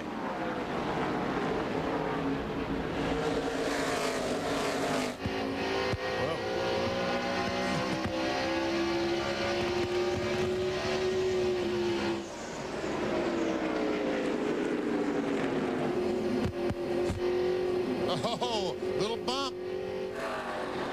Here comes Jarrett for second, looking underneath Jeff Gordon. We got trouble on the backstretch. Todd Bodine, the flying 360, no caution. Bodine was 6th. And Dale Jarrett's going to be second in just about 1 straightaway.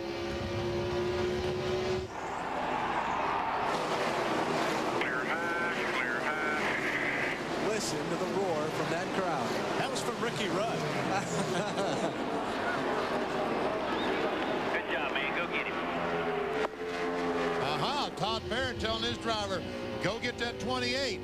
Now, I'll tell you another reason why that pass was important for Dale Jarrett. Jeff Gordon has locked up the 5 bonus points for leading the most laps today. 18 to go. Hit you, Mark. Go get the 20th. That's Bobby Jeffries, Jarrett's spotter. If they finish like they are now, there's a 5-point difference between 2nd and 3rd. So that would neutralize out Gordon's extra 5 bonus points. There's that accordion effect I was talking about. That's exactly what you talked about at the very top of the show. And Robbie Gordon comes up the back end of the accordion, can't stop, bumps to 66, around he goes. Up front of you. Keep coming. Come low. Back. Come on. Yeah, outside, outside. Keep coming. Keep coming. Inside. Come on up. Come on. And that really scrambled up the teams in the running order. Todd Bodine was 6th. He's now back to 19th. Jerry Nadeau, we saw him fly by. He's up to the 7th position because he never had to check up when Todd Bodine spun over off turn 2. Tracking the interval between Rudd and Jarrett to see if they're closing in any. It was 0.7 of a second last time by. It's 0.6 of a second this time by. Jarrett is a little bit faster than Ricky Rudd. Elliott Sadler involved in a hard crash a short while ago. Dave Burns is with him. Elliott, you just walked out of the medical center. How are you? Pretty good. Just rung my bell right good that time. I just hit the apron and got loose and backed into the wall, hit driver's side. And my Hutchinson device helped me a lot on the first wreck, but the second wreck backing up, just hit my head on the roll bar, messed up my knee a little bit. But yeah, it's a rough day. I'm glad this day is over with. It's been terrible for us. So we'll just regroup and go to Indy this week, test, and get ready for Pocono. We talked earlier about how important it was to finish races. This is the first race that Elliott has not finished all season. Awesome lap. 15 to go. Todd Parrott talking to Dale Jarrett. And I'll tell you what, Jarrett is closing up. He's getting up right on the back bumper of Rudd. That may affect his car. The closer he gets, the worse his car may become. Might pick up that arrow push we're always talking about. He's knocked the 1/10 of a second off the lead each of the last 4 laps. It's down to 0.47 seconds. Now, catching and passing are 2 different things. That's going to be very difficult to do. Complicated by the fact that it's his teammate. He can't rough him up to get by him. Remember back in Martinsville, Jarrett passed Ricky Rudd with 5 laps to go for the win there. But Rudd had older tires than Jarrett. It wasn't a fair fight. This time, they've got the same thing as far as rubber on the car, fuel mileage, the whole thing.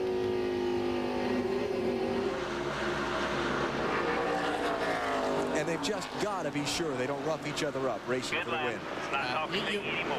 You won't see that between these two guys. These are two of the smoothest guys out there, and I don't see that ever happening. I think Robert Yates is nervous. Yeah.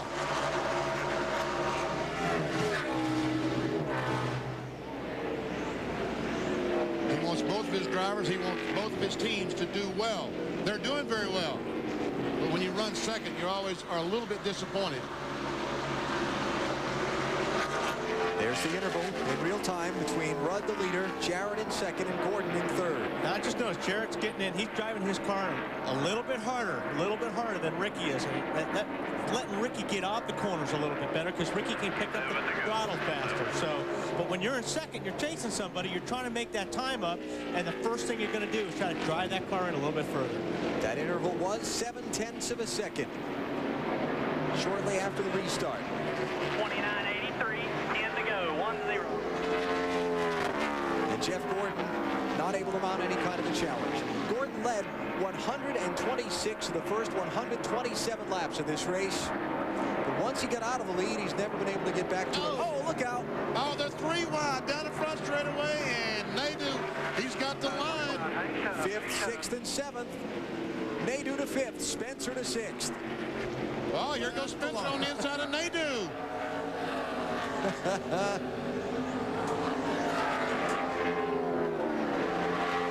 And Nadeau's going to try to come down. Spencer's going to try to drive it in. Oh, contact. Nadeau spins into the outside wall. Caution's out. Man, you could see that coming from a mile away. You sure could, Benny. That was why we had the cameras on it. Jerry Nadeau into the outside wall, racing for 5th position with Jimmy Spencer. And the yellow is out for the 10th time in this race. And Jerry Nadeau has his car rolling. I'm sure that NASCAR is glad to see that because this race now, I don't think will end under this caution flag. There may be another one, but this will not end the race. Yeah. 9 laps to go. Important because it'll be a single file restart when we go back at it. Here's a look. Hey. I mean, you knew that Spencer was going to drive it in very deep going in 3. You knew that Nadeau was going to come down to try to block the position. You just knew that was going to happen. Back wheels right up off the ground when he hit. So who's at fault? Well, you know, the 25 was coming down, and Jimmy could have cracked the throttle and avoided that. But, you know, you're 10 laps to go, 11 laps to go, driving for a position. So, I mean, how can you blame him for going for the position either? Back for the finish of the New England 300 in a minute. Don't go away.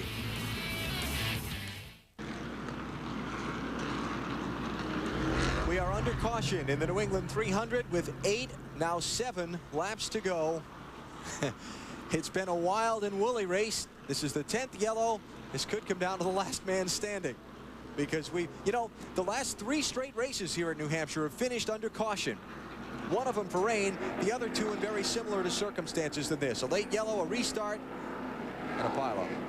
The fact that you have 2 Robert Yates cars running 1-2, you wouldn't think that the 88 would get in the back of the 28 and make contact and turn him around. You wouldn't think that would happen. But now you get back 3rd, 4th, 5th on back, they're liable to do anything. And I will say this, there is a 10-lap rule in NASCAR which says that all the cars on a restart with less than 10 laps to go, all the cars on the lead lap will line up nose to tail. So we will not have the slower cars on the inside like we've seen all day long. They will restart this race single file. Probably see the bumper horn being used a little bit more in these last few laps. Ricky Rudd trying to score his 2nd win of the season. Didn't look like that first win was ever going to come. He had a couple of opportunities. This was in Martinsville back in April. Dale Jarrett, his teammate, passing him with 5 laps to go to steal the win away. Thanks, teammate. Jarrett on fresher tires than Rudd, and it was the difference he needed to take the checkered flag. Then at Michigan, Gordon and Rudd swapped the lead twice in the final lap of the race, with Gordon making the last pass to score the victory. Then at Pocono, it finally happened for Ricky Rudd, the checkered flag that had been so elusive since he joined Robert Yates Racing, touching off a wild celebration for Rudd, Michael McSwain, and the Texaco team. And now Rudd is going to be 5 laps away from perhaps his second win of 2001. We're coming to the restart.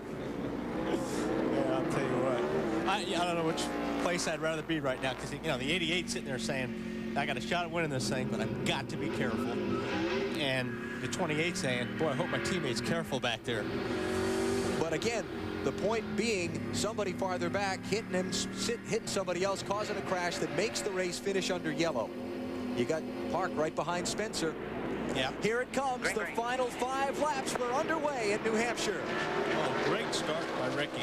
And Gordon is trying to get by Dale Jarrett. He's not going to pass him on the outside. We know he's not going to try that, because that is not going to work.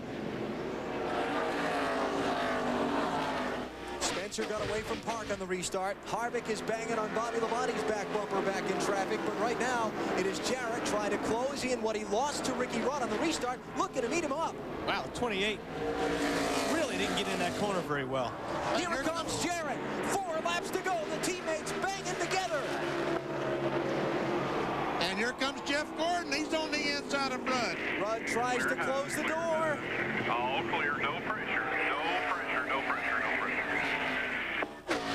Dale Jarrett's out in front. By 5 on 24. Gordon to second. Rudd back to third. Here comes Spencer. I don't know if the 28 just had rubber or dirt or what on his tires. When he went into turn 3, that car would not stick. 3 laps to go. Hit your marks there. Through by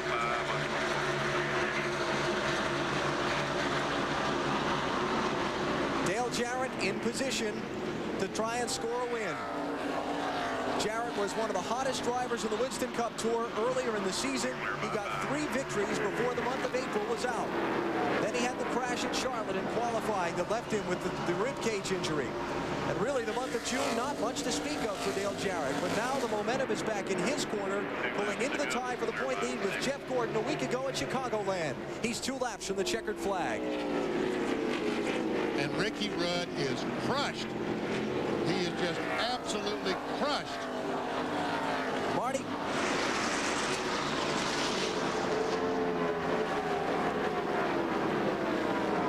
Well, guys, Ricky Rudd came on the radio after he got passed by Dale Jarrett. He said, he hit me. And Mike McSwain looked down. He said, Dale Jarrett hit him, and that's what moved Ricky Rudd out of the way. No fighting for the championship between these 2 teammates. Final lap, white flag is out for Dale Jarrett.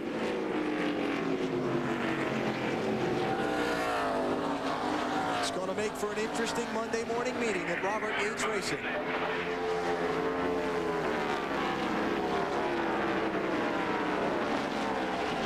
A late restart. Jarrett gets by his teammate and scores what will be his 4th win of the season. Dale Jarrett takes the New England 300, his first win here at New Hampshire International Speedway.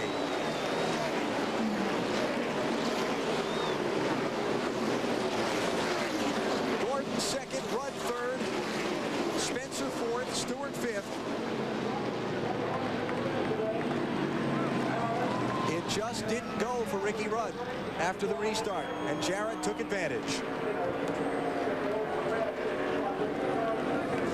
Steve Park with the congratulatory door slam.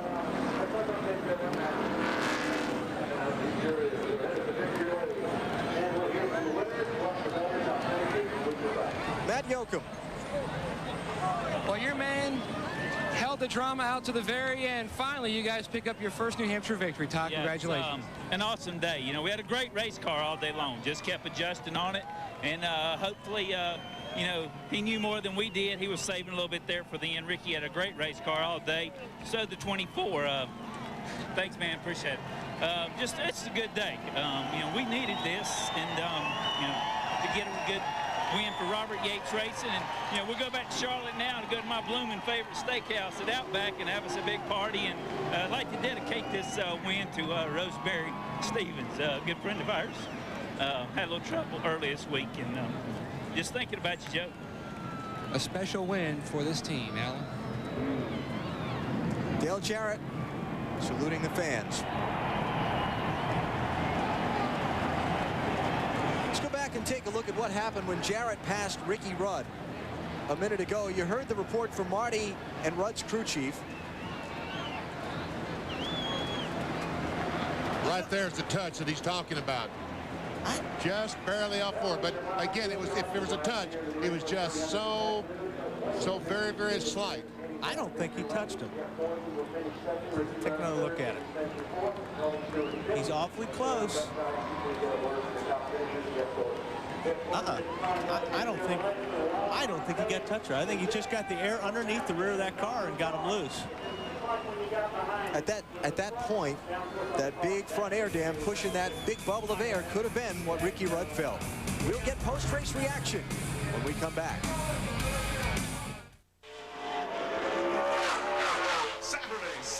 Saturday, Ileana Motor Speedway. Watch some of the fastest stock car racing around. Ileana Motor Speedway, Chicagoland's only half-mile paved oval. Ileana Motor Speedway in Schererville, Indiana, 2.5 miles east of Route 41 on US 30. Gates open at 5. First race at 7. We'll give you the whole seat, but you'll only use the edge.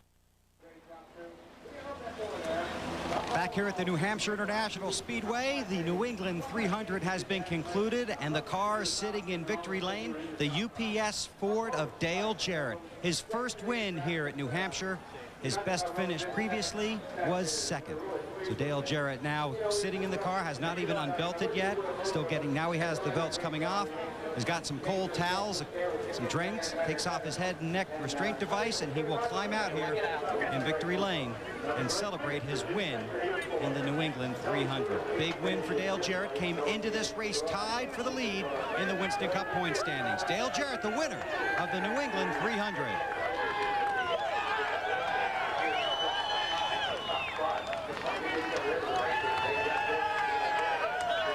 Benny, I think they were concerned about points. Congratulations. You said if you win, you get the most points. That's right. That's one way of assuring that you're going to get the most. But tough day. Tough racetrack, great race car, great pit stops. I want to dedicate this to two young men that did make their mark on this sport and would have if they wouldn't have been taken to our maker sooner than we wanted to. Adam Petty and Kenny Irwin, who was a teammate of mine. And we just want everybody to remember them, their families, Kyle and Patty, Kenny's family. They were special people and meant a lot to this sport. You know, this racetrack came under a lot of criticism. I said some things myself about doing some things. It wasn't the racetrack, and it surely wasn't the Bear family that built this place. This is a great racetrack. The fans are incredible, and just a great day. Place we hadn't won, we wanted to do that. UPS first win here in New Hampshire. We appreciate the support we get from all of our associate sponsors, Coca-Cola, Fleetwood, Planters Peanuts, everybody that's involved with us. Ford Credit, we just appreciate it. And tell you, that was tough. I wasn't sure if I was going to get Ricky or not. How did you do that, Dale? How did you get around your teammate? Ricky couldn't go very fast through the center of the corner on the restarts, and I knew that. And Jeff got a really good run. I had to block him. But I got a good run into 3, and I saw Ricky really have to slow down.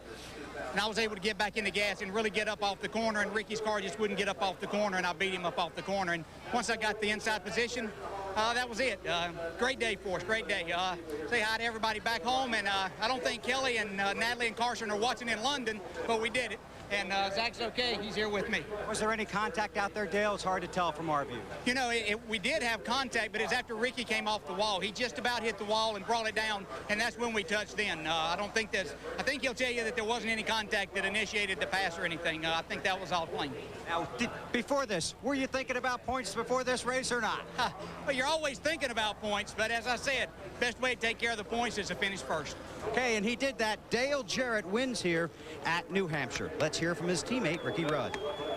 And obviously a dejected Ricky Rudd. He sounded, Ricky, talking to Jeff Gordon right now, you sounded a little bit upset on the radio. Your team was extremely upset. Was there any contact? Well, I think it was. Our biggest problem, though, is we didn't need to have those cautions coming out. We weren't very good on a restart. DJ was good all day on a restart. Jeff and I were just talking about it that, you know, when they'd restart, he'd act like he'd been long into a run. Or he got good grip. I just couldn't get a hold of the racetrack. I don't think hardly anybody could. Just DJ's about the only one. And sort of a sit and duck there, you know. I hate it for the guys. We had the best car, I felt like, on the long run. There's about 3 or 4 good cars out there today. And went up third, and we felt like we had about a first, second place car anyway.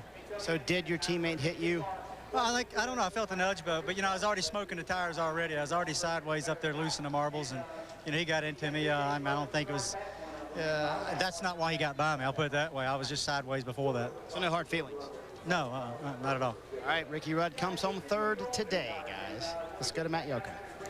Well, for Jeff Gordon, an up and down day. You finished second, but did you need a restart with 4 or 5 laps to go, Jeff? No, actually, I didn't need any cautions. I was good on the long runs, but just wasn't very good when the tires cooled down. And I was fortunate to take advantage of the situation with Jared and Rudd there and get by Rudd and get second. But, you know, you got to have that track position. You got to be out front. And we had it, you know, the first half of the race, and we lost it. But the car just wasn't good enough, you know, there until we made a real long run, and it just never happened for us. But good day for the DuPont Chevrolet team to come home second. You commented how stout that 88 car was on the restart. Yeah, you know, I mean, my car would take off great down the straightaway, and the restarts I'd get a run on. But as soon as we get to the corner, it just seemed like for short periods of time, he was extremely strong. He did the same thing to me the night before. He got right on my bumper, and I couldn't drive the car, you know, and he got by me and looked like he did the same thing to the 28.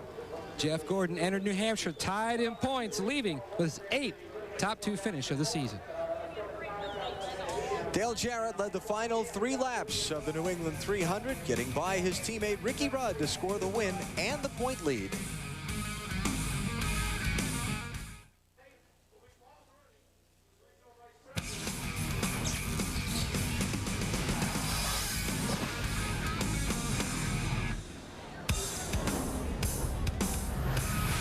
It's the Autotrader.com post-race show from New Hampshire International Speedway on TNT as we bring you the aftermath of today's New England 300 won by Dale Jarrett. Here are the final results of today's race. Top 3 in points coming in. Top 3 finishing positions in the race. Jimmy Spencer, a great run to finish in 4th position. Tony Stewart all the way from 25th. Mike Wallace, another great run. Top 10 finish, back in the car for the rest of the year, he hopes. Casey Atwood came back from a lap down to finish 12th. Brett Bodine continuing to creep toward the front. Todd Bodine 15th after the late spin. That was a shame. He was running 6th at the time. These cars all a lap or more down, including John Andretti, running in the top 10 when he got penalized. Did not beat the stop-and-go paddle to the end of pit road, and it cost him a lap. Wound up finishing in 23rd. And the cars down the bottom of the list from Bud Strickland, Ron Hornaday, Jerry Nadeau on down all had problems and spent some time in the garage during the race. Let's go to Dave Burns.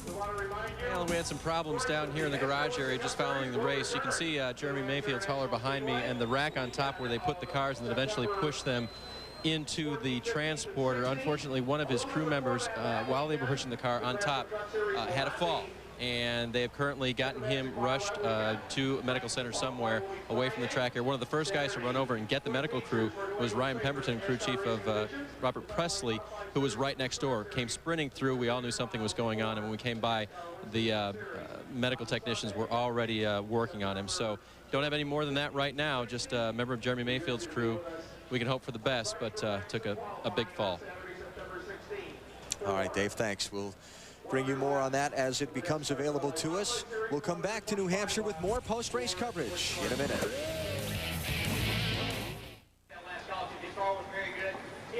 Crowd of some 110,000 starting to file out of the New Hampshire International Speedway after the New England 300. Here are the championship standings. Now, I said Dale Jarrett has the point lead, and he does. While he and Jeff Gordon are tied atop the standings, the tiebreaker, the first tiebreaker, his most number of wins. Jarrett's win today, his 4th. Gordon has 3. Jarrett is your championship leader. Rusty Wallace takes a big hit. Now 353 points back as we check out 11 through 20. Elliott Sadler losing ground today with his double accident day. And Ken Schrader bringing up the backside of the top 20. Jimmy Spencer finished 4th today, was involved in an incident with Jerry Nadeau racing for position in the final laps, and Marty Snider's caught up with him. And Jimmy Spencer finished 4th today. An animated conversation between you and Jerry Nadeau. First of all, talk about that incident and what you said to Jerry after the race. Oh, I believe I made a little mistake there, you know. I mean, Steve Parks pounded me in the back end, and I pushed out, and Jerry got on the outside of me, and we went down in a corner, and you know, Jerry got 3 wide. I gave him all the room in the world, and he slid out. I got back underneath him and going down the back straightaway, and he gave me enough room. I just slammed on the brakes, and when I slammed on the brakes, it slid the nose over, and I got into him, and I sure in heck did not mean that to happen. I'm sorry for it, you know, but the Kmart guys, we had a great day, you know. I mean, that really sours you when that happens. I'm sorry to his fans, but anyway, the Kmart guys did a great job, you know. My guy's Donnie Wing. I can't say enough for my man Donnie. He's been with me for a long time. He's a great crew chief. I can't say enough for him. He's been making some great calls for me. He did a great job today. Did a great job at Chicago last week. Steve Allen, Mike Egge, all those guys at Mooresville building my motors for Robert Yates. I'm really happy with those guys. All the Kmart people has been supporting this program. We're going to win here shortly, I hope. Indeed, a good day for these guys. This is their second consecutive top 5 finish. Here is the incident in question. And there you see the contact. I mean, Spencer just really drove that thing down the corner, trying to stay on the inside because he knew if he could stay down there, that he could take the position away. Nadu thought he was clear of Jimmy Spencer. He came down. Here's the discussion afterwards. Been in a couple of those in your time, Wall? Yeah, I mean, you know, it's bad for Jerry. It really didn't need to happen. I mean, Jerry's already got one wrecked car in the trailer right there. He was running good the whole race, and that really was uncalled for. The photos underway in Victory Lane for Dale Jarrett. We're back to New Hampshire with more post-race coverage next.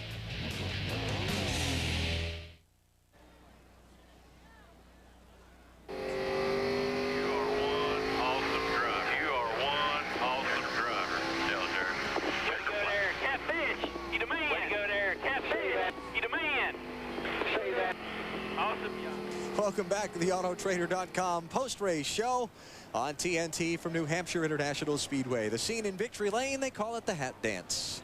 When did Dale Jarrett get the nickname Catfish? I heard that 2 or 3 times on that cool-down lap as he took the checkered flag. All right, that is your assignment to figure that out for next week's broadcast at Pocono. Friday, it's Bud Pole qualifying on CNN Sports Illustrated at 3 Eastern Time. Saturday, Winston Cup final practice at noon, followed by the Pepsi Arca 200 from Pocono. That one at 1 o'clock Eastern. Also Saturday, NBC has the NASCAR Busch Series, Napa Auto Care 250 from Pikes Peak Raceway in Colorado. Then next Sunday, it's the Pennsylvania 500, 12:30 Eastern Time. And the encore presentation on Monday night, and that is next weekend on TNT. Matt Yoakum. Alan, we've caught up with Dale Earnhardt Jr. You had a hard-earned 9th place. It wasn't pretty at all. We was running real hot. We had to come in and get the car cooled off, and then we was banging with people and getting run into. People were backing into the front of my car all day long. But did you hate when that happens? Yeah.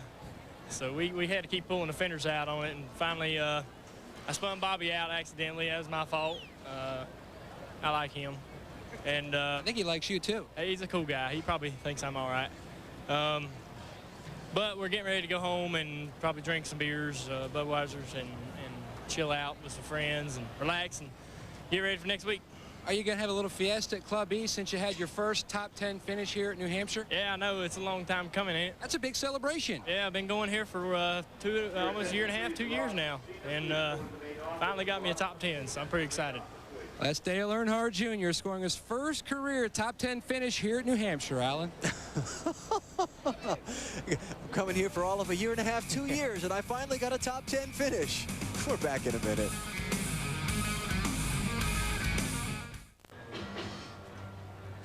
Kyle Petty's team loading up after his run here at New Hampshire International Speedway today. Kyle coming up with a 26th place finish, 1 lap down to the race leader. And I'm sure very glad that a very difficult weekend for him is over. You know that he is thrilled that he came here now, but he's sure glad it is over. What a tough, tough weekend for Kyle Petty. Memories of Adam Petty throughout the weekend here, including by Dale Jarrett in Victory Lane, as well as memories of Kenny Irwin, the 2 drivers who lost their lives here in crashes during the 2000 season. Let's take a look back at today's New England 300, kind of a rough and rugged event. Total of 10 caution flags. This one at lap number 5. Elliott Sadler into Joe Nemechek. They both crashed. Both would return to the race. Elliott would wish he hadn't. Just a few laps later, Rusty Wallace into the garage. First one out of the race. Engine failure for the 4th place man in the championship. Drivers had problems with right fronts. Johnny Benson, Jeremy Mayfield, and Dave Blaney all with similar looking accidents into the wall in turn number 1. Ward Burton Well, his wasn't a right front. He got hit from behind and spun around. Caution came out. Ward lost a lap at that point. Ron Hornaday with the wildest looking incident of the day, squeezed into the backstretch wall by Stacy Compton. He goes up, up and away, unfortunately back down inside the ballpark. Spun off to the infield. He'd continue in the race too. Mike Wallace barely squeezing through. Now to the late going, Elliott Sadler. Hard crash off turn 4, second impact of the day.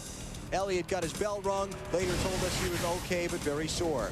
Now, the final laps of the race. After a late caution, Ricky Rudd leads on a restart, but here comes his teammate, Dale Jarrett.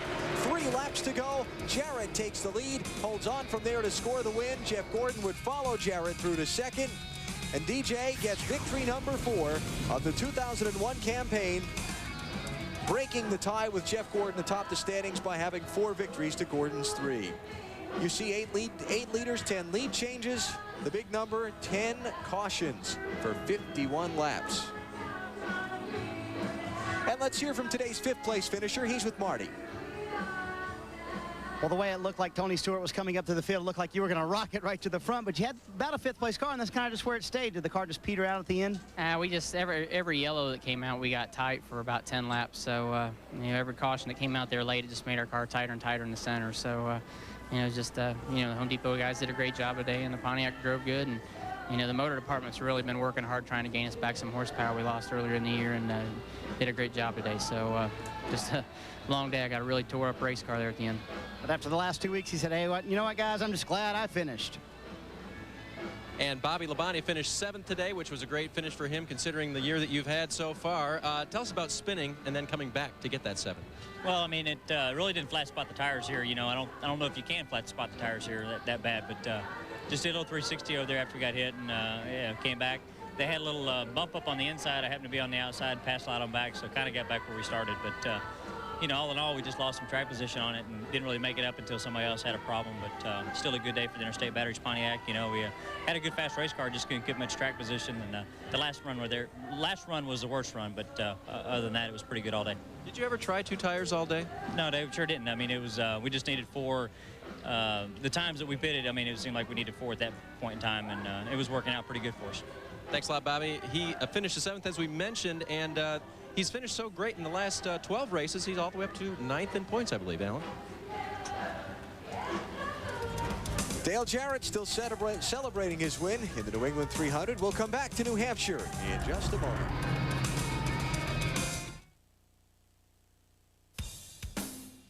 The New England 300 on TNT, brought to you by Rocky Mountain Cold Coors Light. Are you ready for a cold one? By CarQuest Auto Parts. You'll find it at CarQuest. By Pfizer, where life is our life's work. And by UPS, the official delivery company of NASCAR. We want to race the truck. People love the truck.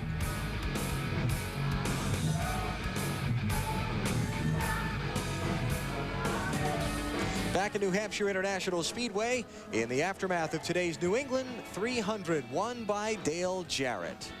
Jeff Gordon, Ricky Rudd, Jimmy Spencer, and Tony Stewart, the top 5. Kevin Harvick, after winning the NASCAR Busch Series race last night, back for another top 10 finish in Richard Childress's Chevrolet. Jarrett and Gordon with the equal number of points atop the championship standings, but Jarrett now with 4 wins to Gordon's 3. That's the first tiebreaker, so Jarrett is your point leader this week. Our pit reporters have given us news that the crew member injured in the fall in the garage area from the transporter on Jeremy Mayfield's team is Derek White. He's being taken to a local hospital. We have no word on his condition other than he is being transported out of the racetrack.